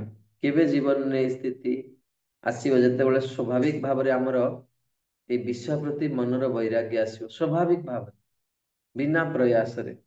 ତେଣୁ ଯେମିତି ଭରତ ମହାରାଜ ଭଗବାନ କୃଷ୍ଣଙ୍କ ପ୍ରତି ଏଭଳି ଆକୃଷ୍ଟ ହେଲେ ଯେ ଶଶାକରା ପୃଥିବୀର ରାଜତ୍ୱ ଛାଡିକି ମଧ୍ୟ ସେ କଣ କଲେ ନା ଭରି ଯୌବନ କାଳରେ ସେ ମଳବତ ତ୍ୟାଗ କରିଦେଲେ ଏଇ ଜଗତକୁ। ତେଣୁ ଏଇ ଯୋଉ ଦୃଷ୍ଟାନ୍ତ ୟାକୁ ଜଣେ ଅ ଉଚ୍ଚ ସ୍ଥିତିକୁ ନଗଲା ପନ୍ତ ଜଣେ ୟାକୁ ମାନେ କେବେ ହେଲେ ବି ଜୀବନରେ ଆଚରଣ କରିପାରିବ ନାହିଁ। ତେଣୁ ତାପରେ ହଉଛି ଗର୍ଭହୀନତା। ସାଧାରଣତଃ ଭାବରେ ଅ ପଦ୍ମ ପୁରାଣରେ ଏକ ବହୁତ ସୁନ୍ଦର ଚରିତ୍ର ରହିଛି। ଭଗୀରଥ ସମସ୍ତଙ୍କ ରାଜାଙ୍କ ଉପରେ ସମ୍ରାଟ ଥିଲେ, ତଥାପି ତାଙ୍କର ଏଇଭଳି ବୈରାଗ୍ୟ ଆସିଲା ଯେ ସେ ସନ୍ନ୍ୟାସୀ ହେଇଗଲେ ଏବଂ ତାଙ୍କର ରାଜନୈତିକ ଶତ୍ରୁ ଏବଂ ଅସ୍ପୃଶ୍ୟଙ୍କ ଘରକୁ ମଧ୍ୟ ଯାଇ ଭିକ୍ଷା କଲେ। ଏହା ଦ୍ଵାରା ତାଙ୍କର ଏଇଭଳି ଆଚରଣ ଏତେ ନମ୍ରତା ପୂର୍ଣ୍ଣ ହୋଇଥିଲା ଯେ ସେ ସେମାନଙ୍କୁ ସମ୍ମାନର ସହିତ ପ୍ରଣାମ କରୁଥିଲେ। ଭାରତ ଇତିହାସରେ ଅନେକ ଏଇଭଳି ଦୃଷ୍ଟାନ୍ତ ରହିଛି। କିଭଳି ପ୍ରଭୁପାଦ ଲାଲ ବାବୁଙ୍କର କଥା ଉଦାହରଣ ଦେଇଛନ୍ତି। ମୁଁ ଆପଣମାନଙ୍କୁ ଲାଲ ବାବୁଙ୍କ ଚରିତ୍ର ଗୀତା କ୍ଲାସ ରେ କହିଥିଲି। କାହାର ମନେ ଅଛି ଲାଲ ବାବୁଙ୍କ ଚରିତ୍ର? ବୃନ୍ଦାବନରେ କିଏ ଲାଲ ବାବୁଙ୍କ ମନ୍ଦିର ଦେଖିଛନ୍ତି? ଦେଖିନାହାନ୍ତି ନା? ଏଇ ସବୁ ଜାଗାକୁ ବୃନ୍ଦାବନ ଯିବା କଥା। ତେବେ ଏଇ ଲାଲ ବାବୁ ହଉଛନ୍ତି କଲିକତାର ଜଣେ ବ୍ୟବସାୟୀ। ସେ ଏତେ ବଡ ଧନୀ ଥିଲେ ଯେ ସେ କେବେ କାହା ରାସ୍ତାରେ ବି ଚାଲନ୍ତି। ଆପଣ ଚିନ୍ତା କରୁଛନ୍ତି, ଶୁଣିକି ଆଶ୍ଚର୍ଯ୍ୟ ଲାଗୁନି? ଯୋଉ ରାସ୍ତାରେ ସେ ଚାଲନ୍ତି ସେ ରାସ୍ତାକୁ ବି କିଣି ଦିଅନ୍ତି। ଦିନକର ଘଟଣା, ଥରେ ସେ ଉଠି ଯାଇଛନ୍ତି ଲାଲ ବାବୁ, କିନ୍ତୁ ବେଳେ ବେଳେ ଦେଖିଛନ୍ତି ନା, ମାନେ ନିଦ ଭାଙ୍ଗି ଯାଇଥାଏ କିନ୍ତୁ ବ୍ୟକ୍ତି କଣ ହୁଏ, ବେଡ୍ ଉପରେ ପଡି ରହିଥାଏ। କେବେ ଅନୁଭବ ଅଛି ଏମିତି? ନିଦ ଭାଙ୍ଗି ଯାଇଥିବ କିନ୍ତୁ ଆପଣ ମାନେ ଆଳସ୍ୟ ଯୋଗୁ ଶରୀରରୁ ଖଟରୁ ଉଠିବାକୁ ଇଚ୍ଛା ହଉନଥିବ, ବେଡରୁ। ଆପଣ ମାନେ ମୋ କଥା ଶୁଣି ପାରୁଛନ୍ତି ନା ଆପଣ? ନା ବହୁତ ଶୀତ ଦିନ ଯୋଗୁ ନିଦ ଲାଗୁଛି ଆପଣ ମାନେ? ନା ନା ଶୁଣା ଏତେ ଯାଉଛି। ସମୟ ବେଳେ ଶୁଣିପାରୁଛି। ବେଳେ କିଛି ବେଳେ ବେଳେ କିଛି ଏକ୍ସଟ୍ରା ଆମକୁ କଣ କରିବାକୁ ପଡିବ, ଏଣ୍ଡେଭର କରିବାକୁ ପଡିବ କିଛି ପ୍ରାପ୍ତ କରିବା ପାଇଁ। ନିଶ୍ଚିତ ଭାବରେ ଆଳସ୍ୟ ଲାଗିବ। ଏବଂ ମୁଁ ସେଥିଲାଗି 5 ମିନିଟ ବ୍ରେକ୍ ଦେଇଥିଲି ମଝିରେ, କାରଣ ଆମର 45 ମିନିଟ ପରେ ଆଉ ଆମ ମନ କଣ ହୁଏ, ଗୋଟେ ବିଷୟରେ କନସେନଟ୍ରେଟ କରିପାରେନି। ଠିକ ଅଛି, ମୁଁ ସାରି ଦଉଛି। ଆପଣ ବଡ ସତର୍କତାର, କାରଣ ମୁଁ ଆପଣ ମାନଙ୍କୁ ପ୍ରଥମରୁ କହୁଛି, ଏଇ ଯୋଉ ରାଗାନୁଗା ଭକ୍ତି ଆମେ ଚର୍ଚ୍ଚା କରୁଛେ, ହୁଏତ ବର୍ତ୍ତମାନ ଆମକୁ କଷ୍ଟ ଲାଗୁଥିବ, କିନ୍ତୁ ଏଇଟା ହଉଛି ଆମ ଜୀବନର ଲକ୍ଷ୍ୟ। ଆଉ ୟାକୁ ଯଦି ମିସ୍ କରିଦବା, ଏ ସମ୍ପୂର୍ଣ୍ଣ ଭକ୍ତି ଶାସ୍ତ୍ରୀ କୋର୍ସ ର ଏସେନ୍ସ ହଉଛି 5ଟା ଚାପ୍ଟର। ଏଇ ସ୍ଥିତିକୁ ପ୍ରାପ୍ତି କରିବା ପାଇଁ ଆମେ ଏ କୋର୍ସ କରୁଛେ। ହୁଏତ ଆମେ ଏଟା ଜାଣିନଥିବେ, ତେଣୁ ବଡ ସାବଧାନ ହେଇକି ଶୁଣିବେ। ଏ ଲାଲ ବାବୁ ଶୋଇଛନ୍ତି, ଜଣେ ଧୋବଣୀ ଆସିଛି ତାଙ୍କୁ ଲୁଗା ମାନେ ଦବା ପାଇଁ ଏବଂ ନୂଆ ପୁରୁଣା ଅପରିଷ୍କାର ଲୁଗା ନବା ପାଇଁ। ସେଦିନ ତାଙ୍କର ପତ୍ନୀ ଯାଇଛନ୍ତି ତାଙ୍କୁ ଲୁଗା ଦେବା ପାଇଁ। ସେ ପଚାରିଛନ୍ତି, ବାବୁ ଉଠି ନାହାନ୍ତି? ସେ କହିଲେ, ନା ବାବୁ ବୋଧେ ମାନେ କିଛି ଆଳସ୍ୟ ଅନୁଭବ କରୁଛୁ। ସେ କହିଲେ, ରେ ଏଇ ସମୟ କଣ ଶୋଇବା ସମୟ? ଲାଲ ବାବୁ ଖଟ ଉପରେ ଶୋଇଛନ୍ତି। ଏଇଟା ତ ହଉଛି ଆତ୍ମ କଲ୍ୟାଣର ସମୟ ନା। ଆମର ମହାରାଷ୍ଟ୍ରୀ କୁହନ୍ତି, ବ୍ରାହ୍ମ ମୁହୂର୍ତ୍ତେ ଯା ନିଦ୍ରା ସା ପୁଣ୍ୟ କ୍ଷୟ କାରିଣୀ। ଏଇ ସମୟରେ ଶୋଇବା କଥା ନୁହେଁ। କଲ୍ୟାଣକାମୀ ମନୁଷ୍ୟ जो जागत है सो पावत है, जो सोवत है वो खोवत। ଏ କଥା ଶୁଣିଲେ ଲାଲ ବାବୁ ଧୋବଣୀ କଥାରେ ତାଙ୍କର କଣ ହେଲା ନା, ଚିତ୍ତ ଏଭଳି ଇଏ ହେଲା ଯେ ସେ ତৎକ୍ଷଣାତ୍ ଅଗାଧୁଆ ହିଁ ତାଙ୍କର ଘରେ, ମାନେ ଯୋଉ ଏତେ ଧନୀ, ବଡ ଧନୀ ଥିଲେ, ଏକ ମନ୍ଦିର ଥିଲା ଏବଂ ସେଠି ଜଣେ ବୈଷ୍ଣବ ସେବା କରୁ, ତାଙ୍କୁ ଯାଇ ପଚାରିଲେ, ଭଗବାନ କୋଉଠି ମିଳନ୍ତି? ସେ କହିଲେ, ବୃନ୍ଦାବନରେ ଭଗବାନ ପ୍ରାପ୍ତ ହୁଅନ୍ତି। ତৎକ୍ଷଣାତ୍ ବ୍ରଜକୁ ଗଲେ, ଆଉ ଘରକୁ ଫେରିଲେ। ଏବଂ ଲାଲ ବାବୁଙ୍କର ସବୁଠୁ ବ୍ରଜରେ ବଡ ଠାକୁର ହଉଛନ୍ତି ଲାଲ ବାବୁଙ୍କ ମନ୍ଦିର ଠାକୁର। ଆଉ ସେ ଠାକୁରଙ୍କର ନାଁ ହଉଛି କୃଷ୍ଣଚନ୍ଦ୍ର। କେତେବେଳେ ଯାଇ ଦର୍ଶନ କରିବେ। ଆଉ ଲାଲ ବାବୁ କହିଥିଲେ ସେ ପୂଜାରୀ ଯେ ଠାକୁର ଯଦି ମାନେ ୟାଙ୍କ ଠାକୁରଙ୍କ ଦ୍ୱାରା ଜୀବନ ଥିବ ତାହେଲେ ମୁଁ ୟାକୁ ରଖିବି, ନହେଲେ ବିଗ୍ରହକୁ ଭାଙ୍ଗିଦେବି। ଯେତେବେଳେ ପ୍ରତିଷ୍ଠା ସରିଲା, ଲାଲ ବାବୁ ନେଇକି କଣ କଲେ, ଏକ ତୁଳା ଭଗବାନଙ୍କର ଓଠ ନାକ ଭିତରେ ରଖିଲେ, ନିଶ୍ୱାସରେ ସେ ତୁଳାଟା ତଳେ ପଡିଗଲା। ଜୀବନ୍ତ କେତେବେଳେ ଯାଇ ଦର୍ଶନ କରିବେ, ଗୋପେଶ୍ଵର ମହାଦେବଙ୍କର ପାଖରେ ସେଇ ମନ୍ଦିର, ଲାଲ ବାବୁଙ୍କର ସମାଧି ଏବଂ ତାଙ୍କର ମନ୍ଦିର। ନିଶ୍ଚିତ କେତେବେଳେ ଯଦି ଜୀବନ ସୁଯୋଗ ମିଳେ, ଅଦ୍ଭୁତ ମନ୍ଦିର, ଅଦ୍ଭୁତ। ତେଣୁ ଯାଇ ଦର୍ଶନ କରି, ସେଇ କଥା ଗର୍ଭହୀନତାରେ ପ୍ରଭୁପାଦ ତାଙ୍କର ଉଦାହରଣ ଦେଇଛନ୍ତି ଯେ ଏଭଳି ଧନୀ ଥିଲେ ଯେ କାହା ରାସ୍ତାରେ ବି ସେ ଚାଲନ୍ତି। ଉଚ୍ଚ ଅଭିଳାଷ, ଭଗବାନଙ୍କର କୃପା ପ୍ରାପ୍ତି ନିମିତ୍ତ ଦୃଢ ବିଶ୍ୱାସକୁ ଆଶା ବନ୍ଧ କୁହାଯାଏ। ଯେମିତି ଆମେ ଭଜନ ସବୁ ଗାଉନା, କବେ ହବେ ବୋଲ ସେଦିନ আমার ଅପରାଧ ଘୁଚି, শুদ্ধ নামে ରୁଚି, କୃପା ବଲେ ହବେ ହୃଦୟ ସଞ୍ଚାର। ମୋର ଜୀବନରେ କେବେ ସେଇ ଦିନ ଆସିବ ଯୋଉଦିନ ମୁଁ କାମନା ବାସନାରେ ମୁକ୍ତ ହେଇକି ଥରେ କୃଷ୍ଣ ନାମ କହିବି। ଏବଂ ଭଗବାନଙ୍କ ବିଷୟରେ ସେ କଣ ହବ ନା, ରୂପ ଗୋସ୍ୱାମୀଙ୍କର ଗୋଟେ ପ୍ରାର୍ଥନା ମଧ୍ୟ ରହିଛି ଯେ ସେ କହୁଛନ୍ତି, ମୁଁ କୃଷ୍ଣ ପ୍ରେମ ମୋ ପାଖରେ ନାହିଁ, କୌଣସି ସାଧନ ମଧ୍ୟ ନାହିଁ, ଯେମିତି ଶ୍ରବଣାଦି କୀର୍ତ୍ତନାଦି ନାହିଁ। ତେଣୁ ମୁଁ କଣ କରେ, ମୁଁ ପ୍ରୟାସ କରିକି ଭକ୍ତି ଯୋଗ ପଦ୍ଧତି ଅନୁସାରେ ନିରନ୍ତର ଭଗବାନଙ୍କୁ ଚିନ୍ତା କରୁଛି, କିନ୍ତୁ ହୃଦୟରେ ତାଙ୍କ ପାଦ ପଦ୍ମକୁ ସଂଯୁକ୍ତ କରି ରଖିପାରେ ନାହିଁ। ତେଣୁ ଏଇଭଳି ଭାବରେ ରୂପ ଗୋସ୍ୱାମୀ କଣ କରୁଛନ୍ତି, କହୁଛନ୍ତି ଯେ ମୋ ପାଖରେ କୌଣସି ଉପାୟ ନାହିଁ, ମୋ ମନ ବଡ ଚଞ୍ଚଳ ଅସ୍ଥିର, ମୁଁ କେବଳ ଭଗବାନଙ୍କୁ ପ୍ରାର୍ଥନା କରୁଛି ଏବଂ ତାଙ୍କ ପାଖରେ ଆଶା ରଖୁଛି ଯେ କୌଣସି ଉପାୟରେ ମୁଁ ଦିନେ ତାଙ୍କ ପାଦ ପଦ୍ମ ପାଖରେ ପହଞ୍ଚିଯିବି। ତେଣୁ କାରଣ ମୁଁ ନିଜେ ନିଜକୁ ବହୁତ ଅଯୋଗ୍ୟ ମନେ କରୁଛି, ଆଉ ମୁଁ କେବଳ ଆଶା କରୁଛି ଯେ ମୁଁ ଦିନେ ତାଙ୍କୁ ପ୍ରାପ୍ତି ହେଇଯିବି। ତେଣୁ ଏଇଠୁ ବାଣୀକୁ ବିରାମ ଦଉଛି। ଦେଖୁଛି ଆପଣ ମାନେ ବହୁତ ଆଉ ରିସିଭ ସ୍ଥିତିରେ ନାହାନ୍ତି, ଯୋଉମାନେ କ୍ୟାମେରା ଅନ୍ କରିଛନ୍ତି, ଆଉ ଯୋଉମାନେ କ୍ୟାମେରା ଅଫ୍ କରିଛନ୍ତି ସେମାନେ କଣ କରୁଛନ୍ତି ତା ତ ଜଣା ପଡୁନି। ତେଣୁ ଆଗାମୀ କାଲି ଆମର ଅ, ବିଷୟ ହିସାବରେ ଶେଷ କ୍ଲାସ, କିନ୍ତୁ ତା ପରଦିନ ବହୁତ ଗୁରୁତ୍ୱପୂର୍ଣ୍ଣ, କାରଣ ଆମେ ଶ୍ଲୋକ ଗୁଡିକୁ ଚର୍ଚ୍ଚା କରିବା, ଯୋଉ 4ଟି ମୁଖ୍ୟ ଶ୍ଲୋକ ରହିଛି। ତେଣୁ ଆଉ 2ଟି କ୍ଲାସ ଆମର ରହିଲା। ନିଶ୍ଚିତ ଭାବରେ ଯଦି ଯୋଉମାନେ ଦାୟିତ୍ୱରେ ଅଛନ୍ତି, କ୍ଲାସ ଦାୟିତ୍ୱରେ, ସେମାନେ ଅନ୍ୟକୁ ଇନଫର୍ମ କରିବେ। ଲାଷ୍ଟ 2ଟା କ୍ଲାସ ଆଗାମୀ କାଲି ଏବଂ ପରଦିନ। ଆଗାମୀ କାଲି ବି ନିଜକୁ ସେମିତି ପ୍ରସ୍ତୁତ ଦେଖନ୍ତୁ, ଏଇ କ୍ଲାସ ପାଇଁ ଆପଣ ପ୍ରସ୍ତୁତ ହେବା ଦରକାର। ଆପଣ ଦିନ ସାରା ସବୁ କାମ କରୁଛନ୍ତି ଏବଂ କ୍ଲାସରେ ଆସିକି ଆପଣଙ୍କୁ ନିଦ ଲାଗୁଛି, ଆପଣ ଆଟେଣ୍ଟିଭ ହେଇକି ଶୁଣି ପାରୁନାହାନ୍ତି, ବଡ ଦୁର୍ଭାଗ୍ୟର ବିଷୟ। ଯଦି ଆପଣ ମାନେ ଆଟେଣ୍ଟିଭ ଥାନ୍ତେ, ମୁଁ ଆଜି 9ଟା ପର୍ଯ୍ୟନ୍ତ ପଢେଇଥାନ୍ତି। ମୁଁ ସେଇଭଳି ଭାବରେ ପ୍ରସ୍ତୁତ ହେଇକି ଥିଲି, କିନ୍ତୁ ମୁଁ ଦେଖୁଛି ଆଉ ରିସିଭିଂ କାପାସିଟିରେ ଆପଣ ମାନେ କେହି ନାହାନ୍ତି। ତେଣୁ ଯେତିକି ସ୍ୱାଧ୍ୟାୟ କରାଗଲା ତାକୁ ମାନେ ଆପଣ ଥରେ ଆଉ ଥରେ ଆଗାମୀ କାଲି ଦେଖିନେବେ, ଯାହା ଫଳରେ ପୁନଃ ଆମେ ଆଗକୁ ସ୍ୱାଧ୍ୟାୟ କରିବା। ହରେ କୃଷ୍ଣ। जगत गुरु श्रील प्रभुपाद की जय। गौर प्रेमानंदे। हरि हरि बोल।